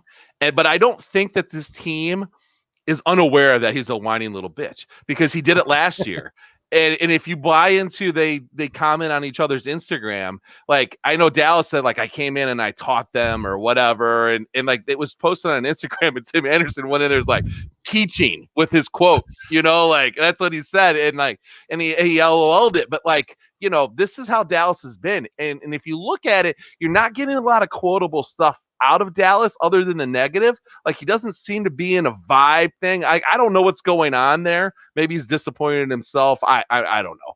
But like he's not seemingly like the rah Dallas out there with this whole team. Like so he's definitely kind of like that's a good thought, MSS, but you we've all worked with someone who does Oh, a yeah, good job definitely. generally, but they just complain about shit all the time. And you, as the other employee, know, they're a complainer. Fuck them. I don't care what they have to say. You know, No, like no, I think that's probably how they deal with Dallas, right? I think so. Yeah. Right? No, I think you're right. That's probably what I would have said if I hadn't had so much Crown Royal. It's just like, hey, this is like they've dealt with it. They know what it is. They're definitely there and they've been through it. So like you're just like, okay, yeah, all right, go ahead, talk your shit. I think I agree, but I agree with beef. But when you have a salon quality beard, though, that's gonna change things up a little bit. Just stay away from the kill zone. Right? Get out I mean, like, you don't know. a lot, G. Dallas Keuchel might be hanging out there. You never know. So I'm not going to see. So here's the thing I'm most afraid of, guys. What are you afraid of? Is that Clowns. the other teams that are going to the playoffs, because the White Sox are going to the playoffs. We'll let's admit it. I would hope so. Yeah, There's no fucking jinxing things. Because if I could jinx things, I would do it all the time to all the people I dislike. But so the Sox are going to the playoffs. The other teams going to the playoffs, if they all buy at the deadline and the Sox don't, that is scary to me. Because we're already having trouble with those teams. They are going to load up. If the Sox don't also load up, it's less about load up and kill Cleveland. It's load up and compete in the playoffs, right? And so I think that's what I'm most concerned about is not just the Sox failing to buy at the deadline, but the teams that they're going to play loading up from these shitty teams and filling out their rosters. Now, Treasy, as much as I bodied you earlier for the Frank Manachino bullshit, this is a terrific point, and here's why. You're going to see a bunch of this as the trade deadline comes up. The nerdy stat head thought of all this stuff is that, the playoffs are just a crapshoot, which is bullshit. If you look at any betting lines and you realize, okay, one or two players here does make a difference in the probability of any individual game. And so loading up does matter for the playoffs, right? Just because in a, kind of the average baseball pundit has a hard time predicting it does not mean that the betting lines don't reflect the fact that the teams that add the talent, when they have these individual games or series prices, you'll see that shit. And so it is extremely important the White Sox choose to match up, choose to improve for the playoff series. I know they probably have the division on ice, and you think, it's less of incentive. Look, this is like a poker tournament. The big prize is winning the whole goddamn thing, okay? Get into the playoffs, get into the final table. That don't mean shit. Win the whole fucking thing. That's the point. And you're right. They got to load up. And I know people are going to give we're getting Luis Robert back and we're getting Eloy back. That's like it. Fuck that. We add more. Add more. We should be grateful we're getting that, and we should add more. Fuck them. Yep. Hey, our guy Alex Rude in the comments said it. The Astros are going to load up. I mean, they had a good team, and they got Verlander. They're like, let's have another problem. Let's try to fit this pitcher in. It's like he's right. They're going to do it. And that's the thing. Like that's what we hope. And I yelled about that enough on the last podcast that maybe they'll do something, but we'll see. All right. Here's the fun part. Here's the fun part for the second half. Yes. I want a bold prediction from each of you dudes. So I will start with beef. Yes. I appreciate that because I got to manufacture one in my head. I'll give you a second to think, my sock summer, but go ahead, beef. Give me a bold prediction. I'm going to go against what my innards want to believe about a certain man who was the GM of the White Sox, a guy who we've thrown bouquets about the trades to get the prospects, a guy who I've been super fucking worried about in these spots, a guy who sat on his fucking hands last year at the trade deadline when the White Sox needed improvements. I think he's going to go for it this year. I think my bold prediction is the White Sox and Rick Hahn shocks the world and goes out there and gets not one, but two high-end relievers. He goes out and gets Craig Kimbrell and he gets Raisel Iglesias, one of those ilk, and really stocks up this fucking bullpen and says, look, we want to be the World Series favorite. Let's go out there and win this goddamn thing right now. And I think they could afford both of them. I think given the contract situations, the expiring contracts, I think he could do that. I think they'll go dual brand with the rest of the position players, and I'd be okay with that. Just get 2 high-end relievers that we know is going to stock this bullpen so that it give Tony the latitude to cut bait early on the starter, which I don't think he feels he can do right now. But I think if you add 2 guys and you got Kopech and you got Crochet and then you got Liam in the back, that to me that looks like a playoff bullpen. Mm-hmm. I love that. I mean, it is bold. I like the guys you listed, and the Kimbrel thing is something I talked about early in the season when we thought the Cubs were out of it, and then the Cubs kind of got back into it. But I haven't checked his games finished, but his contract is dependent on games finished. So if you brought him in and then only pitched him in like the 8th inning, right, or earlier, you're not on the hook for that next year. Right. And I think that's a huge thing that's dangling out there. If he's still well under those games finished innings, or games finished, I should just say. I mean, Tracy, from what I can see right now, he's only been in 33 games total this year. Yeah, and it's something. I don't know what the finish is. It's something in the 50s. So if you never had him close, you'd be safe. You'd be fine. Yeah. You'd be fine. So that's interesting, and I like that idea. And obviously, the guy's good, and good. You're gonna put some money on the table too. I mean, like.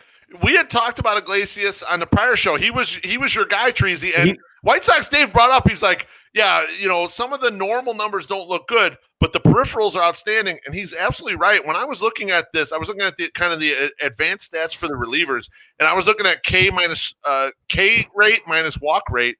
And Kimbrel is 2 and Iglesias is 5. Liam Hendricks is number 1. That would be a nice bullpen to have going into the playoffs. It would be a nice bullpen to have the guys that strike out everybody and save the walks for later. That's the kind of bullpen we need going into October. I love it. MSS, what do you got for me? Bold prediction. So I'm not we're gonna make this move kind of guy. So I'm just gonna say this is what's gonna happen. I don't want to go totally crazy, but I'm gonna go pretty crazy. I feel that the karma is so good with this team right now that when our guys come back, when we have Eloy, we have Luis come back, we are going to the ALCS, my friends. We will make it to the AL Central Championship game. And I think that's where we're going. I don't know what's going to happen when we get there, but you know what? It's going to be really fun. And I have allowed myself to think of playoff baseball on the south side of Chicago, being in attendance. Yeah, we're going to be in the seats. Beautiful. But yeah, being there, watching this, I'm telling, like, my wife's like making plans for October. I'm like, whoa, settle the fuck down, because stuff might be happening. Like, I have never thought that. Like, not one time have I said, oh yeah. I'm always like, dude, babe, just wait till October. We'll go do whatever the fuck you want. Now it's like, babe, wait till November, maybe the second week in November. Let's see what's happening. Let's get this baseball stuff done, and then we'll worry about like life again. So I don't want to go nuts. I'm not saying we're going to the World Series. I'm saying we're going to make it to the AL Championship Series, and we'll see what happens. I just think that there's good karma. I hope that they do what Loaf did, what it says, and we fucking like, you know what? Let's do a no doubter. Let's fucking get these guys. Let's load up and let's just go to town. I hope that happens. We'll see. Maybe Jerry's wife passing away makes him realize life is fleeting, just like Twitter fleets. Let's spend some money and go for the big show. So, yeah, we'll see. So the Kimbrel talk is all over the place in here. So I'll have to work it out. We'll have to figure that out afterwards. But the key is you acquire him. He does not close games. I want him. I want him to. Let's say that. So Treasy, what's your bold prediction? So I don't like to do this because I typically bad things happen when I give bold predictions for guys. But this one, I feel it in my plum.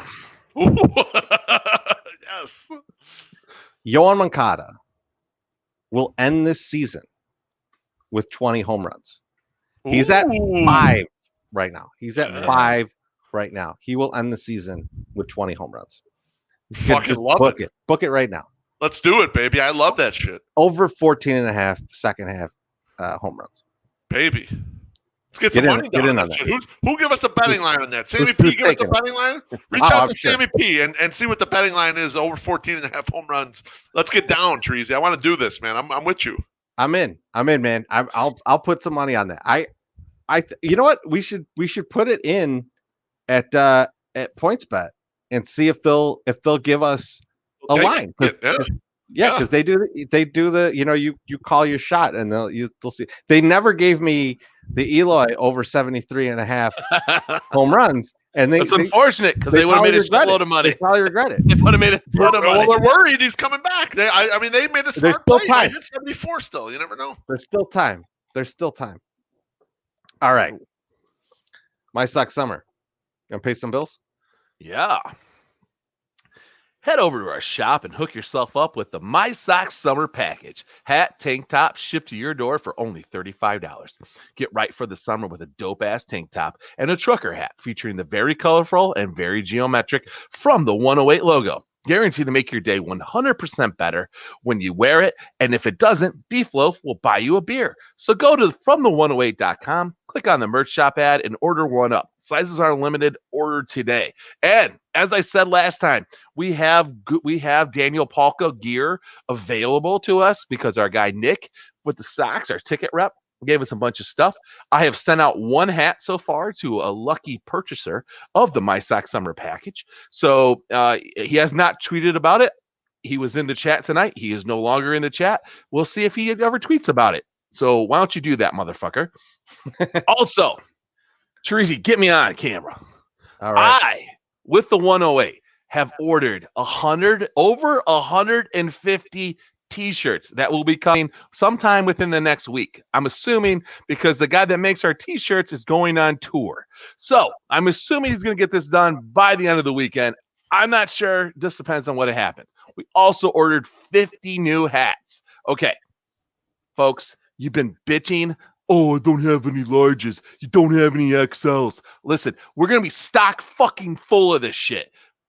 I have a bunch of boxes right now over in my basement. I'm bringing in a bunch more. If you motherfuckers don't buy this shit like crazy, I'm mad at you. Okay? Just know that my ire is going right to you and I will be mad. If I see you and if you're one of those motherfuckers that's like, I don't see a large, where's the large? Or are you ever going to bring back this hat? Yes, we did it. And I brought a large and I bought like literally, and I'm not even shitting you, out of the 150 plus shirts we bought, half of them are larges and extra larges for all you motherfuckers that seem to have lost all this weight during the pandemic that I gained. So enjoy it. You better fucking buy them. If you don't, you're on my fucking shit list. What an ad read. Just screaming at people. My shit or I'll fucking kill you. Yes, well, no, I'm just like, I've been reading this for like 3 months. 3 months. Like, where is this shit? Where is this shit? Well, we had it, and you didn't buy it when we had it. So, fucking, you better make a goddamn move when it comes in now, you sons of bitches. All right, George. Just before we switch to the next segment, I want to introduce another beer that Sean Jankowski gave me. This is called Eight-Legged Boxer, New England style IPA. Ooh. Do you like those? You like the haze? I do like the haze. It's a haze, yeah. Yeah, and it's double dry hopped as well. It's from Lake Time Brewery. It's really tasty. I wish I would have chose this first, although the first two were really fucking good too. So I'm batting 1,000 right now, 3 for 3 as we head into the final segment of the show. That's awesome. Good stuff. I wish I were drinking some of those. Maybe I'll be drinking some beers with you tomorrow. You never know. So tonight is the 100th podcast that we've done, which is outrageous. I can't believe. And if Josh is still in the chat, Josh, thank you for even trying to convince us to do this. I do remember a time when we were absolutely not going to ever do a podcast. We didn't want to do a podcast. Yep, I remember that. Yep. Josh was basically, what the fuck is wrong with you guys? Right? How are you not doing this? You guys need to do a podcast, right? And so when Josh tells me, hey, you need to do some shit, I'm probably just going to do it. So that's what we did. And here we are, 100 episodes later. And so we're going to take a little trip down memory lane. We're going to talk about some things. And so some favorite memories from the first 99 podcast. And first, I want to go through favorite guests. So I'm going to I'm gonna start this one off. Go for it. Yeah, let's do it.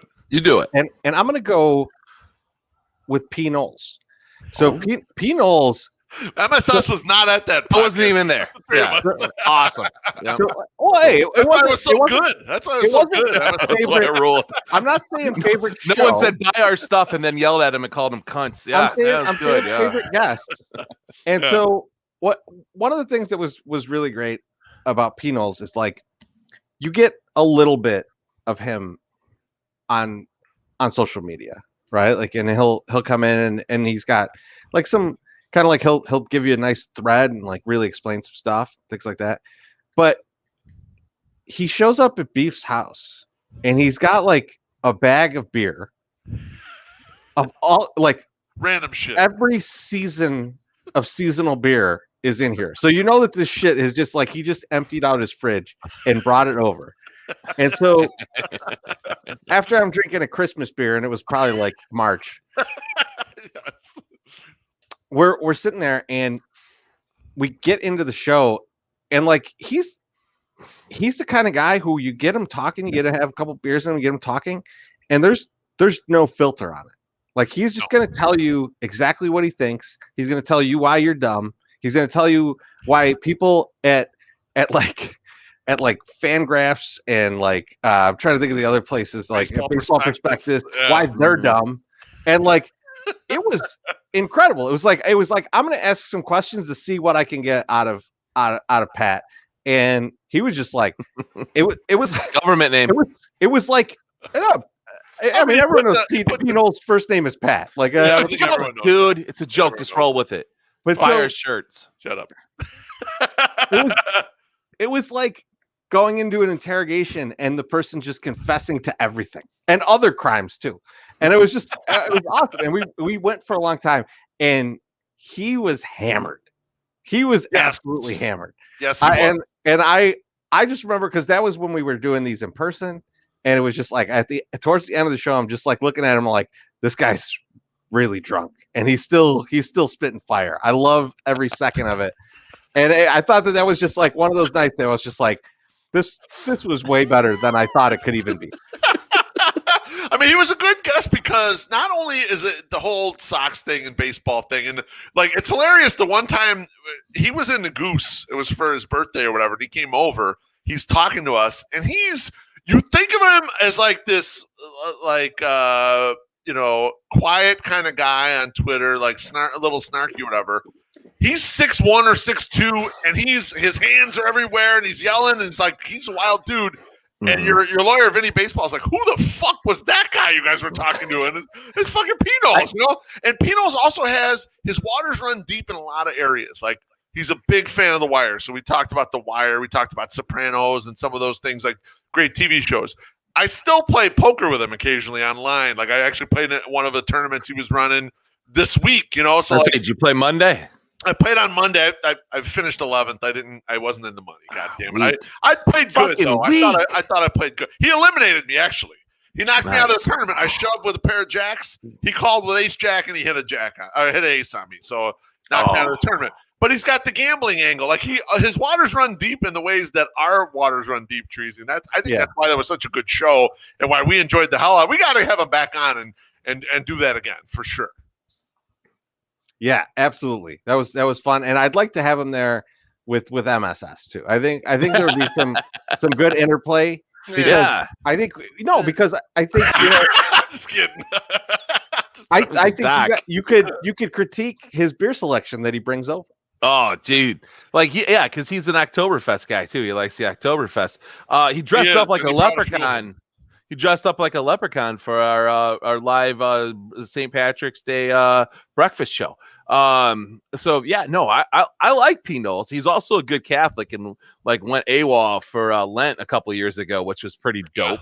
And it's also awesome that somebody that will do that like when your Twitter thing is building, like Lent is building into the season. That's when you want to get out there. And he's like, you know what? Fuck that shit. I'm P. Knowles. I can do what I want. So I appreciate that. Like I can get that. So yeah. MSS, who's your favorite guest that we? This is a hard one because there's so many things, and I'm going to use one as a moment and not as a guess, and then I'll come back and I'll talk about it.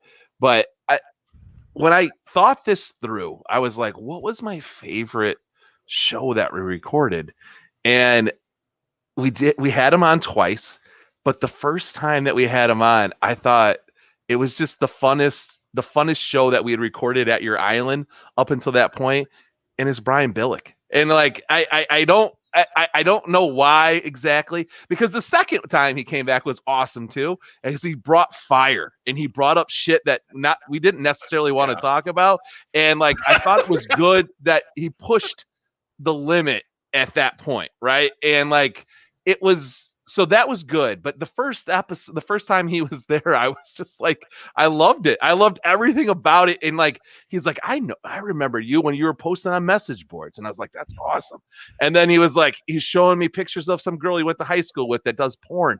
Like, it was just a fun all around time. Like, I was like, one is the first time, like having that guy, another guy on the side of the island in your kitchen, Terezi, like with me. And we're just kind of joshing back and forth, and you guys are doing your thing. And it was fun, and so that's probably my favorite, like, guest that we had on, and not because of content, but also just like, I don't know, man, if we've done this 100 times or like 98 times and it pops out of my head as something that was good, then like it definitely, and I can remember it and I felt good. So yeah, I've got to go with it. I feel like that first episode was like 3.5 hours too. I think, and then that was back in the day too, when we would do the post game.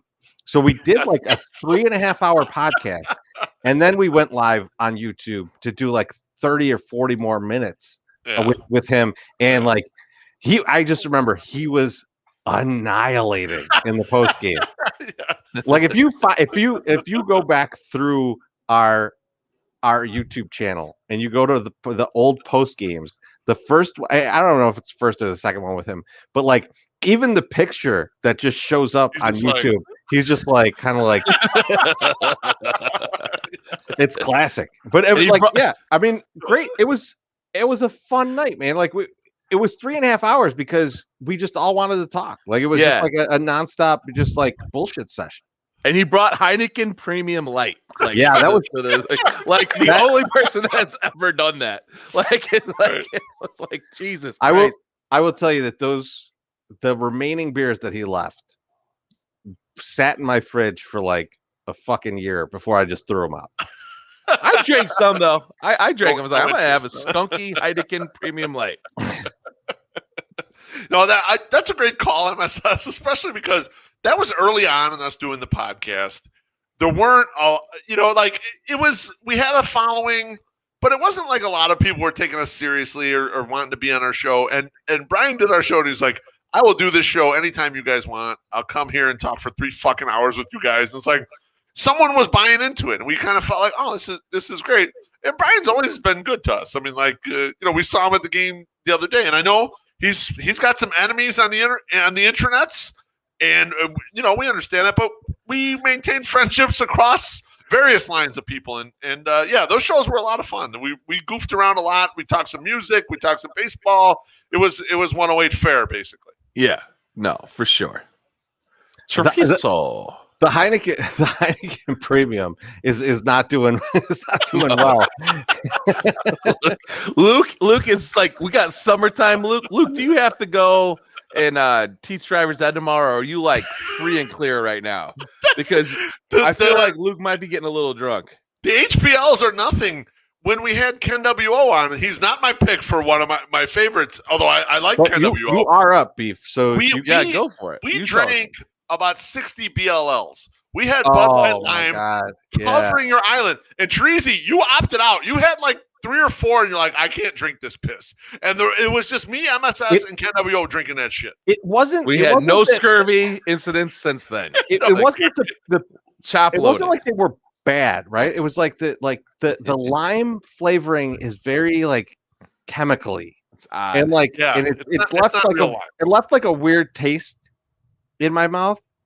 And so I was like, I can't drink more of these. Like I have to talk a lot in these things to like keep the shit going. Yeah. And like I could feel my mouth like just like puckering up and just like not. I felt like I was just like I got stung by a bee in my throat. Like after having like 3 of those. You're such a little like whiny little bitch though when it comes to drink. Like you didn't like the PBR hard coffee. You didn't like that. You're like, oh, I'm gonna shit my pants if I drink this, which you might have been right. And then the Bud Light Lime. No, I don't like that. And then there was like all this other stuff. Come on, man, you're fine. Hey, look, my friend, I'm not the one that complains about an IPA being on the shelf for one day too long or something. Like whatever you complain about. Oh man, the softness is real here. I'm complaining about Bud Light Lime and PBR coffee. Like both of those are disgusting, and neither one of them though will ever go by an expiration date because they taste like trash when they started and they taste like trash when they ended. So don't worry about it. Oh, good. That makes me feel better about it. So Beef, who are you going with? So I'm going to go up the line a little bit here, and people that I'm not going to put on here, but people that are super valued guests. I mean, we've had Chris Lanuti on multiple times. We've had White Sox Dave on multiple times. And truth be told, White Sox Dave and Josh Nelson have been so kind to us in helping us learn how to do all of this stuff. Like, we had a thing going, and it's got to, it's like snowballing, but sometimes you need people who actually know what the fuck they're doing to tell you yay or nay on some stuff. And they've been really good to us for years, helping us with all this stuff. And I hope we could always give back as much as possible to both of them on that point. Having Sammy P on 4 hours, we did 4 hours in my basement with him. He was a maniac. Him and Summer George brought 38 hot dogs to my house, and we ate every single one of those fucking hot dogs. Morton helped. Morton ate some of those hot dogs. He helped, just going through the list. I mean, this doesn't count as the podcast, but a real thrill, I think, for the three of us was we did the Festivus show, and Barstool Eddie agreed to be on there. And he stayed for a long fucking time, like 45 minutes or an hour or whatever. That was cool. But to me, podcast guests, something that really put us on the map, and MSS, you started in the show, in my personal opinion, is when we had Brooks Boyer on. And the fact that Brooks Boyer would be willing to do the show, and the fact that he's like, yes, 108ers, I would like to have you in my suite. You're going to come up here. We're going to do the show here. And he reached, he set everything up for us, got us tickets to go up to the suite and all this stuff. And he's like, Beef, make sure you got the leaders on the $1 hot dog list because I want those brought up during the show. And it's like, okay, here's the guy who's in charge of all that shit over at the Sox. He's cognizant of the fact that we're running some goofy contest on our Twitter about their $1 hot dogs. Like, you really feel like, okay, all right, we're doing some shit here. This means something. And then MSS, you dominated that show. You had great questions. You got them really talking.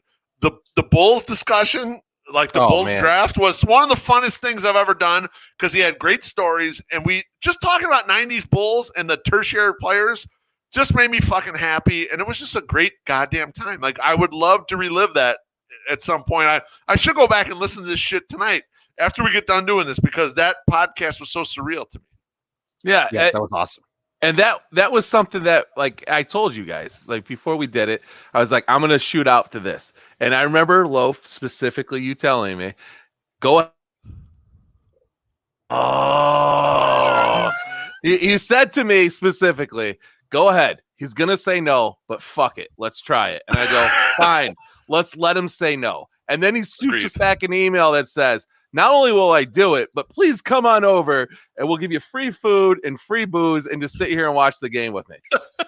Okay. Incredible. I think we can do this. So, that just shows you the power. I would think that like the guys that like are in their own podcasts and this little stuff, if you're just starting out, like you can do this stuff. Like think of something smart. Like think of a $1 hot dog eating contest that gets noticed by the senior vice president of marketing and sales. Like, is like, hey, these guys are doing something. I need to talk to these guys. These guys are important enough that I need to like sit there. And while in one of their interviews, he brings up Rick and he goes, have you guys ever met Rick? And we're like, no, we have not met Rick Hahn. And he goes, I will go see if he's available. And it was like, please don't do that. We're like, no, don't do that. He won't want to hear our Probably shouldn't question. do that. He's not gonna. Loaf won't be so easy with him if he comes through these doors. But no, I love Brooks, and I would not have made him the godfather of my children if I didn't. But yeah, no, that was a fun night, and coincidentally, the first podcast my wife ever heard us do. So That's the truth of She got to see it live. That's yeah, she got to right. see it live. She had to listen because she was there. Yeah. So I mean, Teresa? I think those are all great guests. I already did mine. Oh, I know you went. But we I agree with Beef. There's a lot of people that helped us along the way, and I appreciate all those people that came on and did segments with us and really had a good time. And yeah, I agree. Josh and Dave probably have helped us the most, I would say, and I really appreciate that. The crossover shows with Lanuti are awesome and mind-numbing from the amount we drink. And Lanuti also, I mean, I throw a little praise to Lanuti. He gave us a bunch of great advice kind of early on. We went and did the podcast at his house, 3 hours. Dave had no interest in staying more than like 45 minutes. He was out of there. Chris was generous with his time with us, and then even afterwards, just talking, coaching us up on kind of what we should do. A guy who's been in radio, whatever. People have been really kind to us. I mean, and I hope we can pay that forward to whoever. Yeah, like watching Chris just at the controls was something where I was like, man, our sound could get so much better. And if you listen to like our early stuff, it sounds fucking terrible. Well, I mean, and we so, literally like, had you see that and you're like, yeah, there's an in between here. There's an in between of like having this like radio setup in your basement, like Chris has, and like doing something that just sounds good, right? Like it sounds good enough, Right. And so I think that was a little bit of not only like a kick in the pants, but it was also like a little bit of a guide of like, okay, here's some of the things we need to do, and like so I think that was incredibly helpful. Let's move on to the next thing that we want to talk about here from the earlier podcast is favorite segments that we've had during these. And Beef, I'll let you start. I feel like you've guided a lot of these a lot of the outlines that we have for these podcasts, so I'll let you start and tell us what your favorite segment is. I'm gonna join it together into two segments that I think are kind of the same. That I think are keys to our show and things that we've eliminated from time to time or thought about eliminating from time to time. But I think, one of the key for us is that and MSS established this early on when we were first starting doing all this stuff. He's like, we have to become characters individually. People have to know about us and they have to kind of get into our lives and like be interested in us. And so to me, the combination of banter and last call, because they're so original to us, they're just us spewing out our life or things we're interested in or whatever that have nothing to do with the White Sox, maybe have nothing to do with pop culture, could just have something to do with what we're doing in our lives that second. I think they make the show super unique. I think a lot of other podcasts try to stick to here's how a podcast should run. We do shit that's a little off the rails and go with our own things and embarrass ourselves, talk about having to take a shit real bad in a Vegas hotel bathroom, whatever. I mean, you deserve that though, because you had the milkshake. No, but I think that's what differentiates, right? That's kind of where we're different than everyone else. I think those segments and last call mirrors that too, because it's just an idea or a question or something we want to bring up that's not baseball. That's not your normal fare that you get in a podcast. So I think those are the things that make us unique. And to me, I hope we never lose doing banter up front. Could be about anything. And some weeks it hits and some weeks it's terrible. I don't know. I mean, I let the fans decide. And the same thing with last call. I want to always keep last call in our pocket and use it when we got it. Yeah, I mean, yes. I love last call. The only thing I don't love about last call is typically it's like we're at this point, right, where we're like at like the 2-hour mark, and then we're like, let's do last call, and it's like 45 minutes. Another hour. Speaking of which, give me 1 second. Oh, okay. He's gone away. All right. So I was gonna let him go because I know he wants to talk about the drafts because he loves doing the drafts. But should we body him right now? MSS hates the drafts. I don't know why. I don't know why he hates I'm the not draft. sure why The he drafts hates are so much fun. Yes. And like he's typically good at the drafts. Like the last draft we had. Yeah. This made me laugh. He's I getting hope so. naked. Jim, I hope he is getting naked right now. I can't wait till he comes on shirtless. I would love I that hope right he now. comes back and he's like, here's a new segment. My tits are out. Hey. But yeah, the drafts like the last draft he had it was sticky things, and he had anything that my 3-year-old hands me, and I laughed out loud. Like the answer was so good, and like he has good answers to these drafts. Like he's Yes. always fairly good at these. So like I don't know why he hates them so much, but he does. But Beef, Yeah, I don't know if he feels they're too boilerplate or what the deal is, but yeah, he just does not care for the drafts at all. and he hates picking first. But then when third, but when he picks later, he's mad that we took the shit that he wanted. right? Are you talking shit about me? Seriously? Yes, Yes. of course The we are. draft. The drafts. took off when it was How your about turn, drafts? and I said that you were probably going to pick drafts, so we just gave you drafts. But no, So fuck yourself. so my sex summer, tell us your segment that So that you segments. love. The segment that I had written down was banter / last call, because I didn't know. I knew.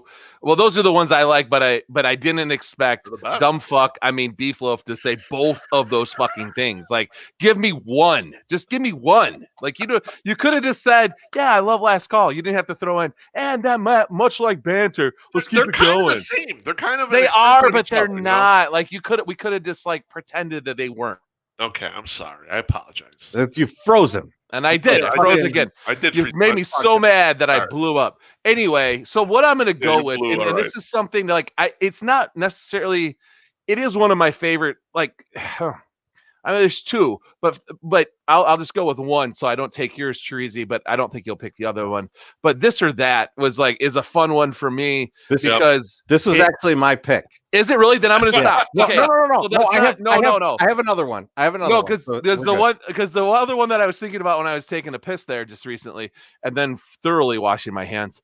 Was allegedly when we would do the Would You Rather, and it was like something that was totally not baseball related.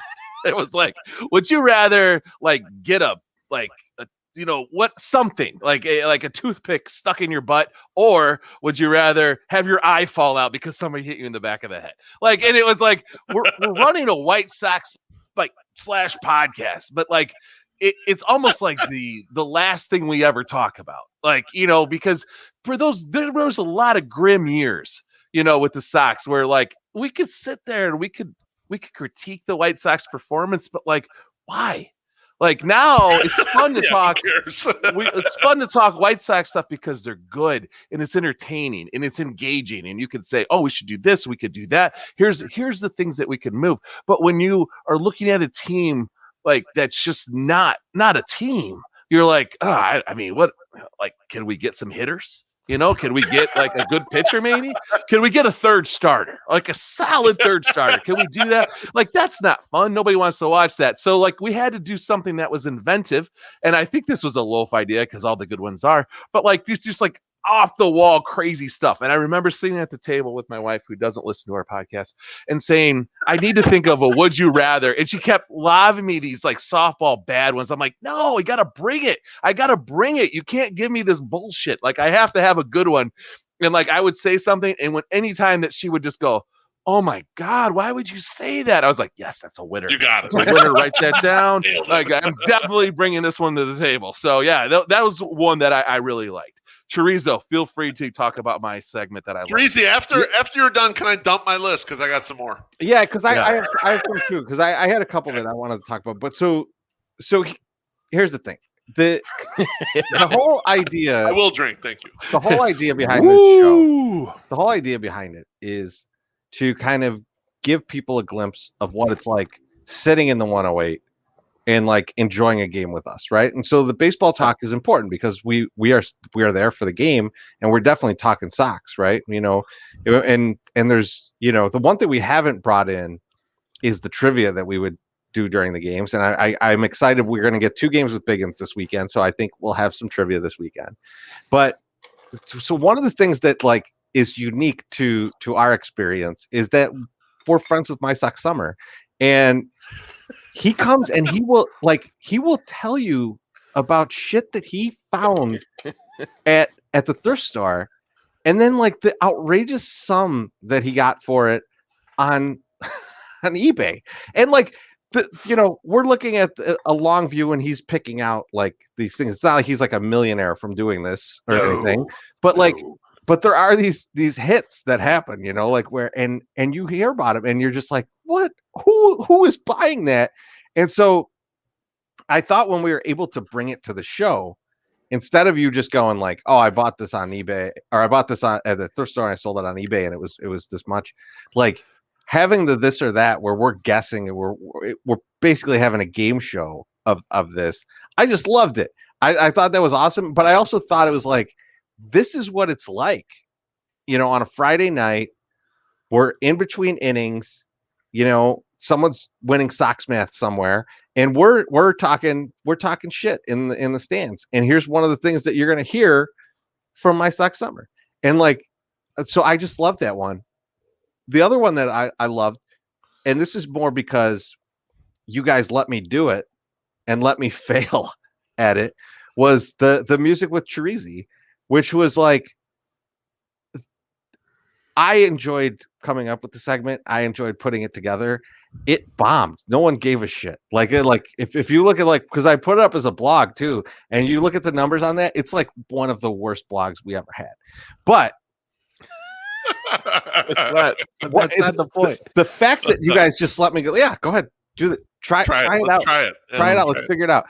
And then it did expose me to like a few people out there, right? That were like, I listened to this. I enjoy what you're talking about, and let's talk some music. And like people like Mailman Jack and like Rudy, who like I still talk music with, like that was worth it. Like those 2 or 3 people that are just like, yeah, I listened to this album, this crazy ass album. You should check it out.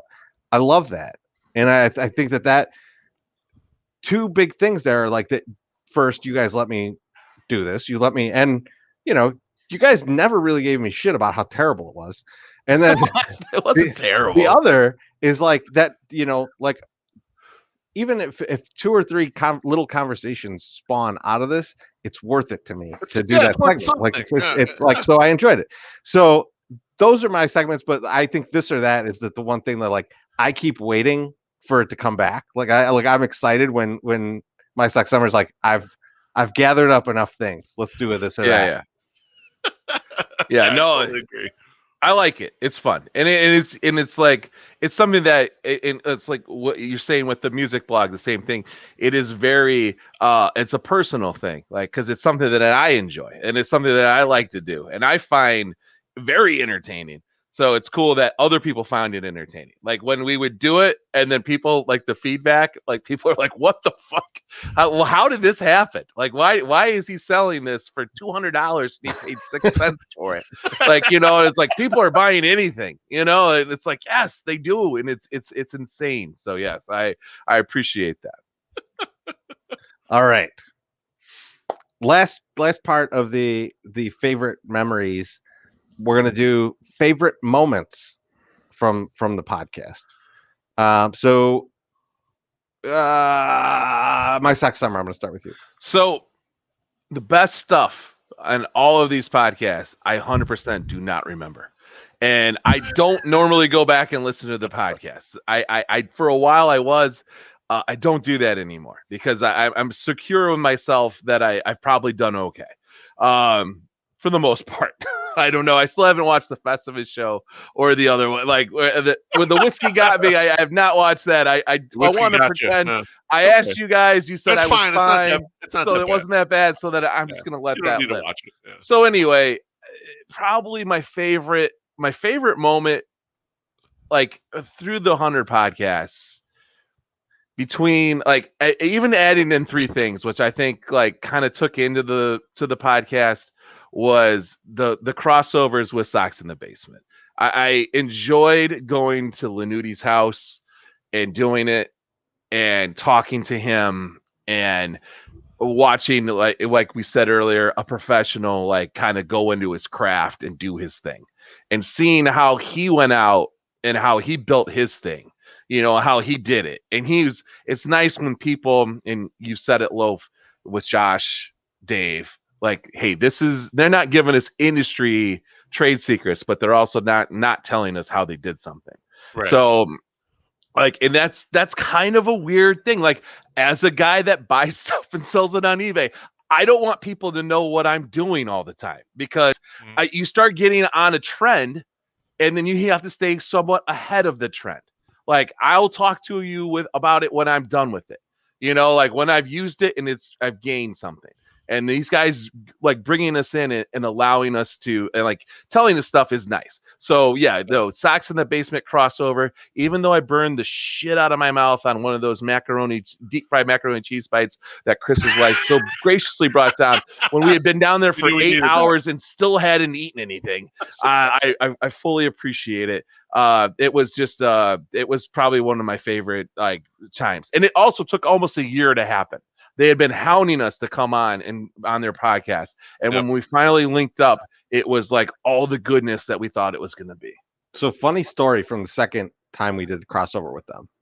So this was when we were using Zoom, right? And so basically the way that Zoom works is for the recording is that like you do the video and then when you end it, like when you stop the recording, that's when it's going to download, right? And like, so we were doing the two shows. So we were doing the Socks in the Basement show first, and then our show second. So I was recording the Socks in the Basement one, and then I was going to send it over to Chris, and we're going to start a new one for ours.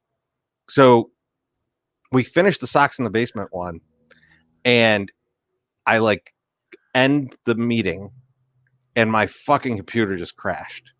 And I lost it. I lost the whole episode.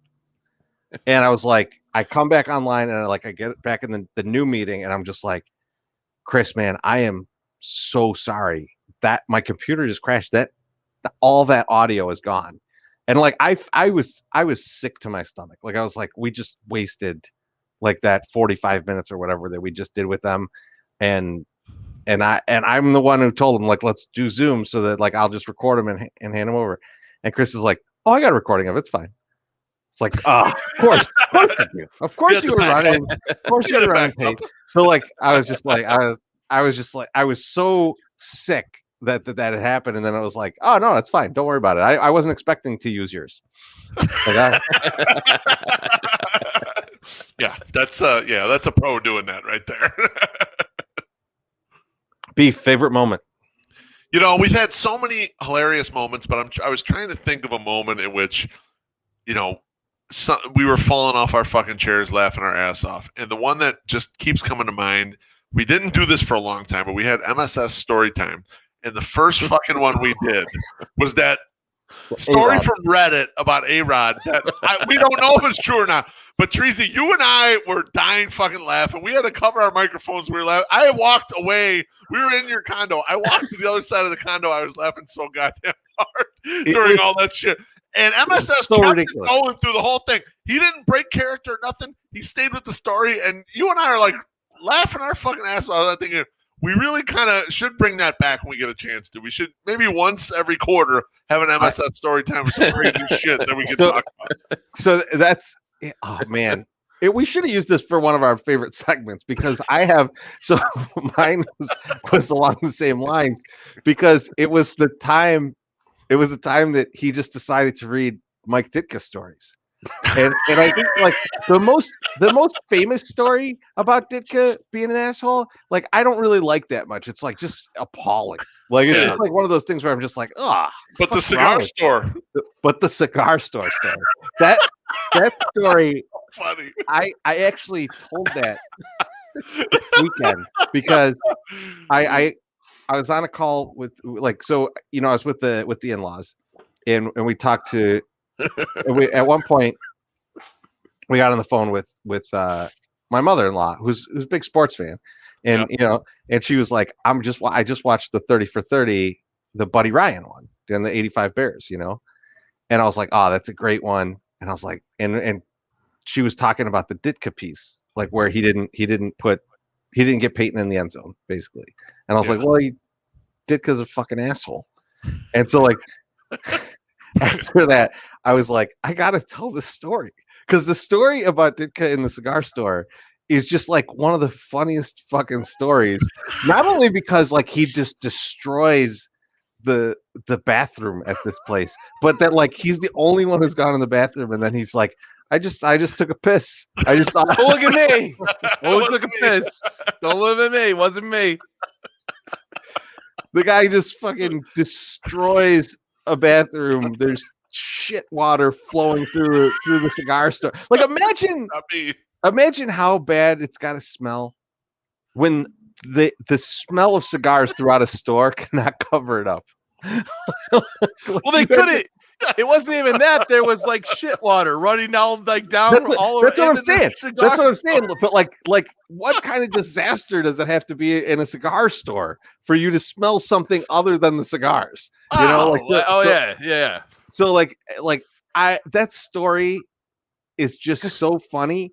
And the crazy thing is, I had never heard that story until that moment. Like I had heard some of the other stories. Either. That story I had never heard, and I was in tears. I mean, like I was like slumped over, like I couldn't even like talk, and like I was glad you could keep going with the segment because I was just like I can't even breathe right now. It's like, well, that yes, the Ditka stuff was funny. You guys brought up the A-Rod stuff too, and the quote that's still in my brain with the A-Rod is, "It was like he dumped a glue bottle on my back." Like, that just like is still engraved in my brain because I was just thinking about, and it wasn't like oh, he was just doing national stuff. He was like, no, pinch my nipples, and then like he dumped a glue bottle on my back, and I was like, oh. That's horrendous. And then we got into those weird, like the weird guys, like all of the guys that played baseball in like the early 1900s that were just murdering. Yeah, that shit was brutal back then, man. It was like scary type shit, you know. Like he went insane on the train and murdered a bum, you know, and then he was never found again, you know. Like, oh my god. Yeah, but even if you believe the A-Rod story is total bullshit, it's still a hilarious. It's still story. Like you could just say like this. I had this dream about A-Rod, and here's what happened. It would be a hilarious story. So funny, right? It's still really funny. All right, Loaf, you got a Loaf? Did you drop a moment? Yeah, he already. His was the A-Rod. Mine was the. Okay. No, MSS story time was. You know what? Terrific. I forgot to put this on, and I should have put this on. And when I was thinking of this, and we talked about this with the Suns tonight, is the ad reads. I don't know if they were necessarily a segment or they were like, I don't know how you would put that. But like, I don't want to like sit here and tweet my own horn, but like, I did myself a really big disservice by not saving all of those old ad reads, because I would write a fresh ad. I probably wrote 50 ad reads for, you know, Dutch Movers, and I don't have a single one of them like they're all recorded anywhere. They're all recorded. Them. So like maybe someday when we get even bigger and we get another intern, maybe he can go back through and backlog all of those, and we can just have one long YouTube video of all the Dutch Mover ads. And like, because they were fucking ridiculous. And it was just creativity, like to the end, you know, like you just have to make up something and just see what happens. And it worked. I mean, it was fun. We actually got advertisers after that, and it's not as much fun now because they're like people paying legit money, you know, so it feels a little bit different. You can't say that the guy at Mazda has a 12-inch, he's 6'7" and 14 inches, you know, and wants to fill your box. Like, you can't say that. Like, it's the movie. Well, you could. I mean, they might not want to pay anymore if we do. That's possible. But, you know, it's like, yeah, he wants to put it in your trunk. He wants to see how much room is in your trunk. Like, I don't know how sexual I can get with the Mazdas, but like, no, yeah. What remember, if it ain't Dutch, it ain't much. But that's not mine. That was Loaf. Like, Loaf is the one that actually brought that up. MSS is like early on, you could tell how you got better at writing the ad reads, because earlier on, you would write some ad reads that were so tough to read, like so tough to execute the actual reading of it. And as you went along, you got better at realizing, oh, okay, well, it's going to be tough to turn that phrase or do that or whatever. And you got them lined up. So like when you're doing an ad read now, the shit is crisp and fast or whatever. But at the time, you were writing shit that was hilarious, but it was like, how are you going to execute that in a live read when we've been drinking for 2 hours? Like, how are you going to make that happen? And you figured out a way to like right into how it was going to work. And it would be hard because both you two would be doubled over laughing off mic. And I was like trying to keep it together, but like I had something and I would drop it and then it would just be like, and everyone is just like done. And then it's like, all right, fuck, now I got to laugh, so yeah, those are fun.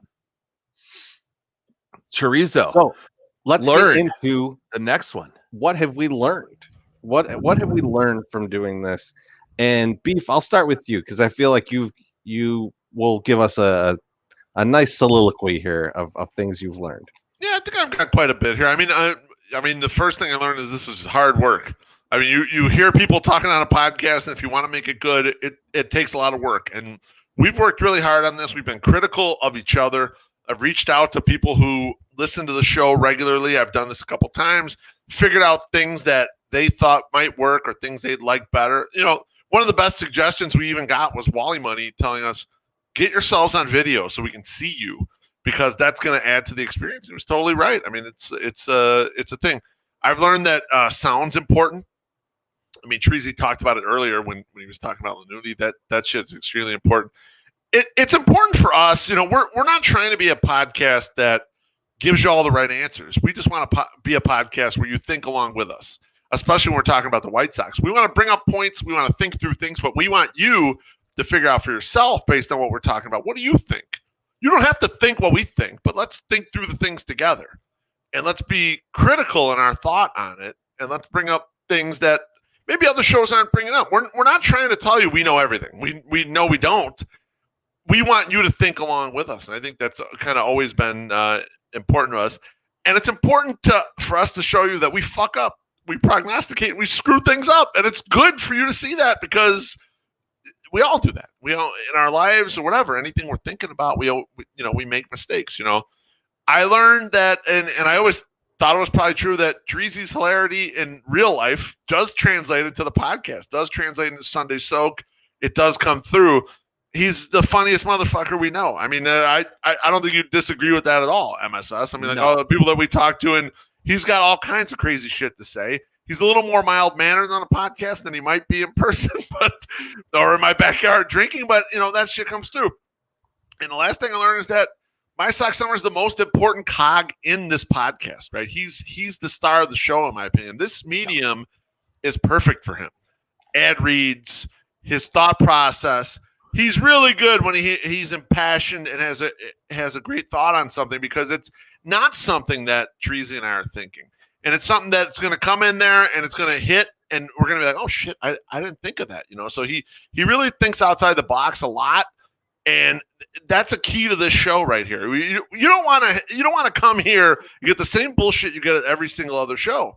You want some different shit here, and My Sox Summer is generally the guy who is going to provide that for you. And he's when he's real engaged, this show's great. When I'm under my couch because I've drank too much whiskey, how's the show then? Is it good then too, or no? The guests are good, yes. My Sox Summer, what have you learned? So I've learned how to pick your spots. I obviously, and I think we all are kind of there. We can talk on hours on end about whatever. We know how to fill time. If you listen to the most recent Sons of Anarchy podcast, you'll understand why we can fill time. Like we have so many ideas popping out of these three heads that we just can't even do everything that we wanted to do.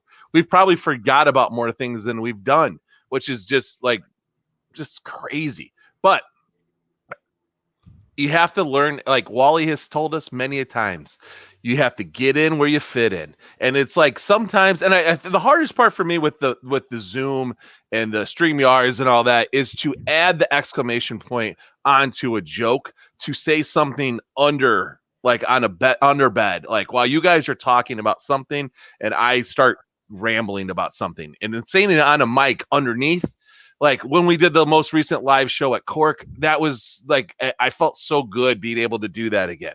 Like I can drop in and people are going to hear it. And like, I feel like Loaf told me this one time, and it was probably 30, 40 episodes ago. He's like, I just don't realize how much you're saying, like while we're talking and adding in, like you're dropping this, you're dropping that. And it's like, cause that's what we should be doing, like I feel like, so yeah, it's like, I can come in and I've done this a million times and you guys have never yelled at me for it publicly. Like I will derail your thoughts. I will fuck up your thoughts. I will also come in and capitalize on something and just knock it right out of the park. So it's like a 50-50 thing. Hopefully I'm batting better than 50-50, but batting 500 is pretty good. You are. But yeah, no, I just like, I always feel weird, and I've gotten better most recently, especially after Mrs. Loaf was on there and was like, don't repeat what they just said. Do not do this. Stop doing that. And it's like, I have it conscientious until the whiskey starts hitting. Like, don't do that. Don't do it. Don't stop trying to get in there. And like, so that's one thing that is like probably like the biggest thing that I've learned is like, you got to pick your spots. Cause I got to joke about everything. But it's better if you do the good ones, not the bad ones. That's what I've learned. So, right. Good over bad, right? Yeah. Good over bad. Good like call. You want who knows which is which though? You can't, You never know. You never know. You don't know which is which. I mean, I've learned that that music with Treasy is a loser. We know that. We established that. I've learned that sound really matters. Like having good sound really matters. I've learned that the whiskey might get you, and it's gotten both me and MSS. I've learned most of all, though, that there are a ton of maniacs like us. Like I think that was like the most surprising thing to me is when you start to kind of get out there and say like, this is like what I like, and this is who I am. And, I don't like this. The wave fucking sucks. I like this type of beer. I like this type of music. I like these types of things. I want to sit in the corner behind a fucking foul pole. I want to, I want to talk shit and drink beers all game. And I want the team to act like they're fucking champions. You start saying all those things and you expect that like no one will listen or agree. And then you start to realize there's a ton of fucking people like this. Oh, there's yes, 100%. And that's what I love about all of it is like people will buy one ticket to the game, one single ticket. They're just coming by themselves, and they'll come to the 108 and hang out and have a great time because they're like us. They're, we have all these things in common with all these people. The people in the comments talking shit, right? Like bodying us at every turn. That's just what it's like in the 108. That's we're able to bring what we have out in that section into this. I was surprised that we could do it, and I'm also surprised that people like get into it and really enjoy it. And I fucking love it, man. And I'm happy about that. Like that's why I keep doing it. That's why like I've got to be up for work in like 6 hours and I don't care because like I enjoy the shit out of doing these types of things and talking with you guys in the comments. So that's my little spiel on what I have learned. We will get into now. This is the last piece. Final. Yeah. Future expectations for this podcast. My Sock Summer. First. I think this is hard because this is something that we don't talk about. We never really talk about what we expect to have happen or what we want to have happen. I think at one point we might have decided that the goal for this was to do, certain things like pay for our tickets, pay for our beer.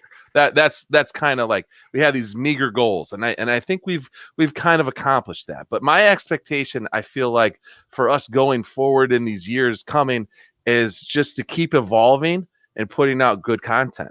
Like, I think that's the best thing about us is it like we don't sit.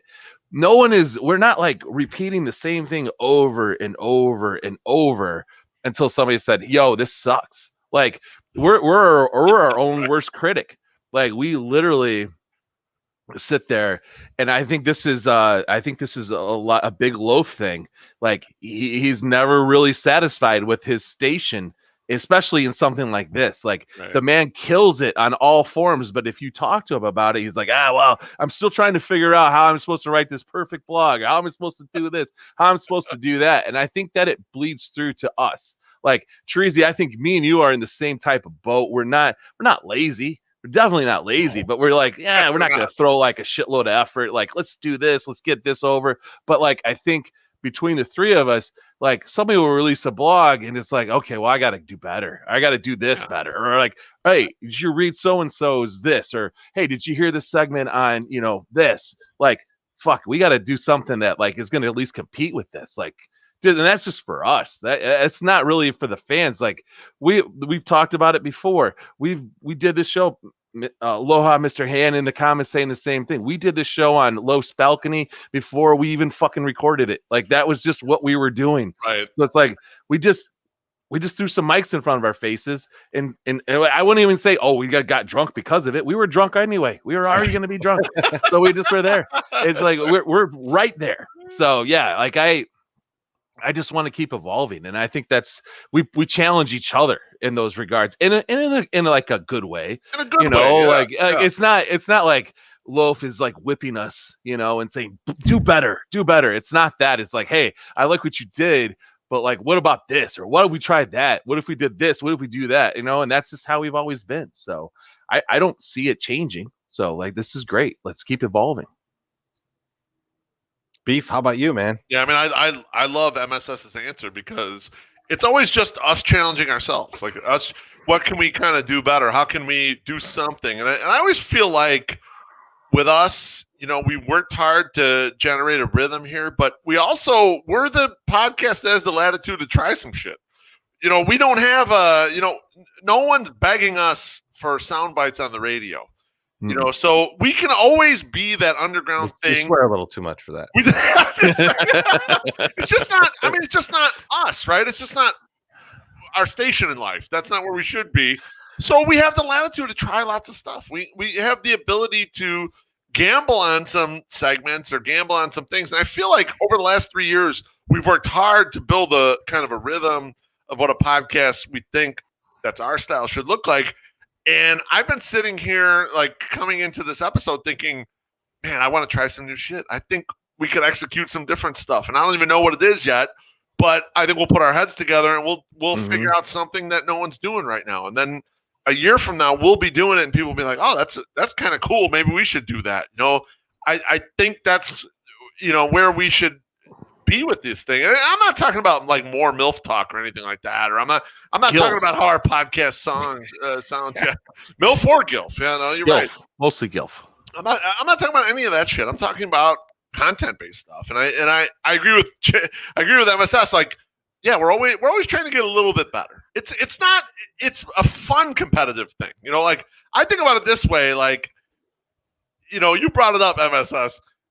With the blogs, like I saw Luke's blog that he just put out, and I thought that's a really good blog. I better get my shit together, and I better put a good blog out, not about beer, just about anything. I better get out there and do some stuff because that's the standard we got at 108. We're going to put a good blog out there. Mailman Jack, his blogs are great too, and I'm like, okay, those blogs are going out. I gotta do some stuff. I feel like I'm not contributing enough if I don't get a blog out there. So it's more of a fun competitive thing.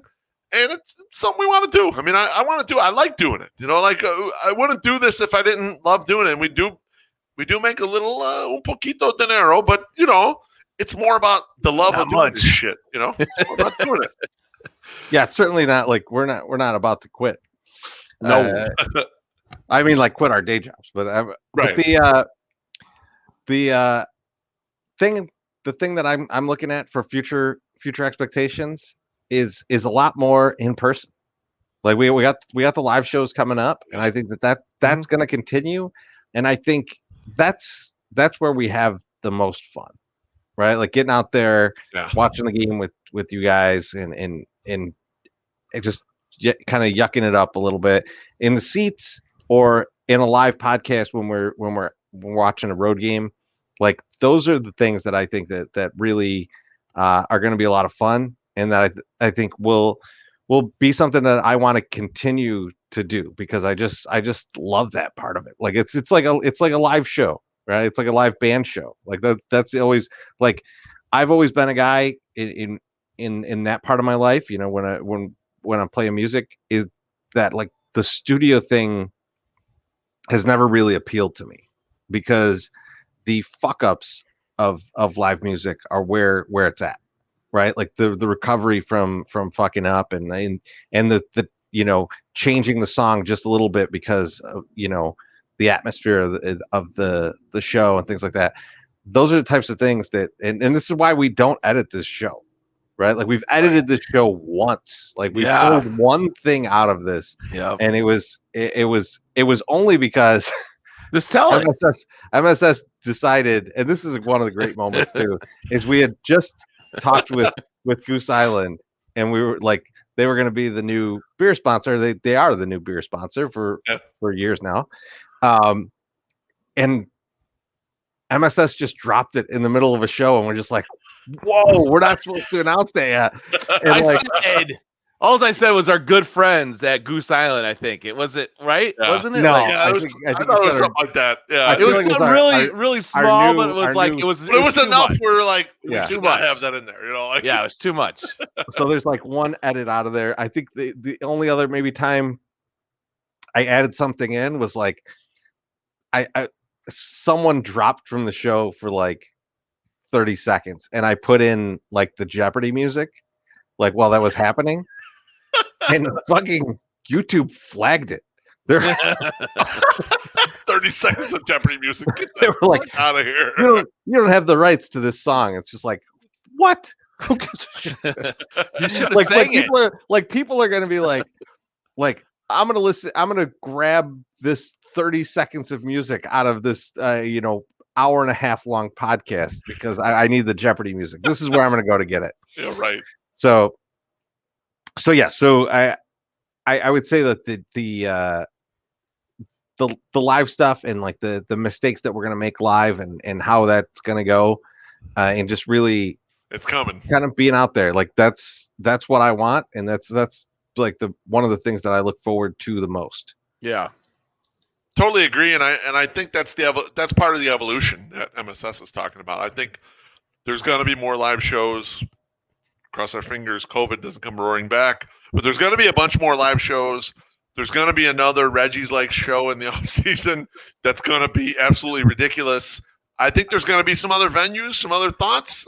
I've got a few ideas that I'm not ready to like put out there yet, but like, yeah, there's going to be more of this, and I look forward to it. I really love it too. I love being in that live atmosphere because that's when I get the pit in my stomach. Like I'm going to play a basketball game in front of 1,000 people. That's when I get nervous, and I'm like, all right, you better get your shit together, Beef Wolf, and be ready for this thing. Like, and I like that feeling. Yeah, I agree, and we're a little over 2.5 hours, so it is a good 100th episode. It really fits our motif. So thank you to everybody who has listened throughout this, to the 100 episodes and to all of tonight. We'll have this up as a podcast shortly. The Sons of Anarchy have a podcast with us that we recorded immediately before this that will be up very soon. So make sure you check that out. It's a good one. And we will talk to you very soon. We'll be up at the park all weekend. So come hang out. We'll be in the 108. You know, bring a trash can and start banging on it. You know, that's right. The kind of thing that might happen this week. We'll do the Sunday soak on Sunday. Absolutely. Be there for that shit too. I will be there for that. All right. Talk to you soon. Peace. Cheers.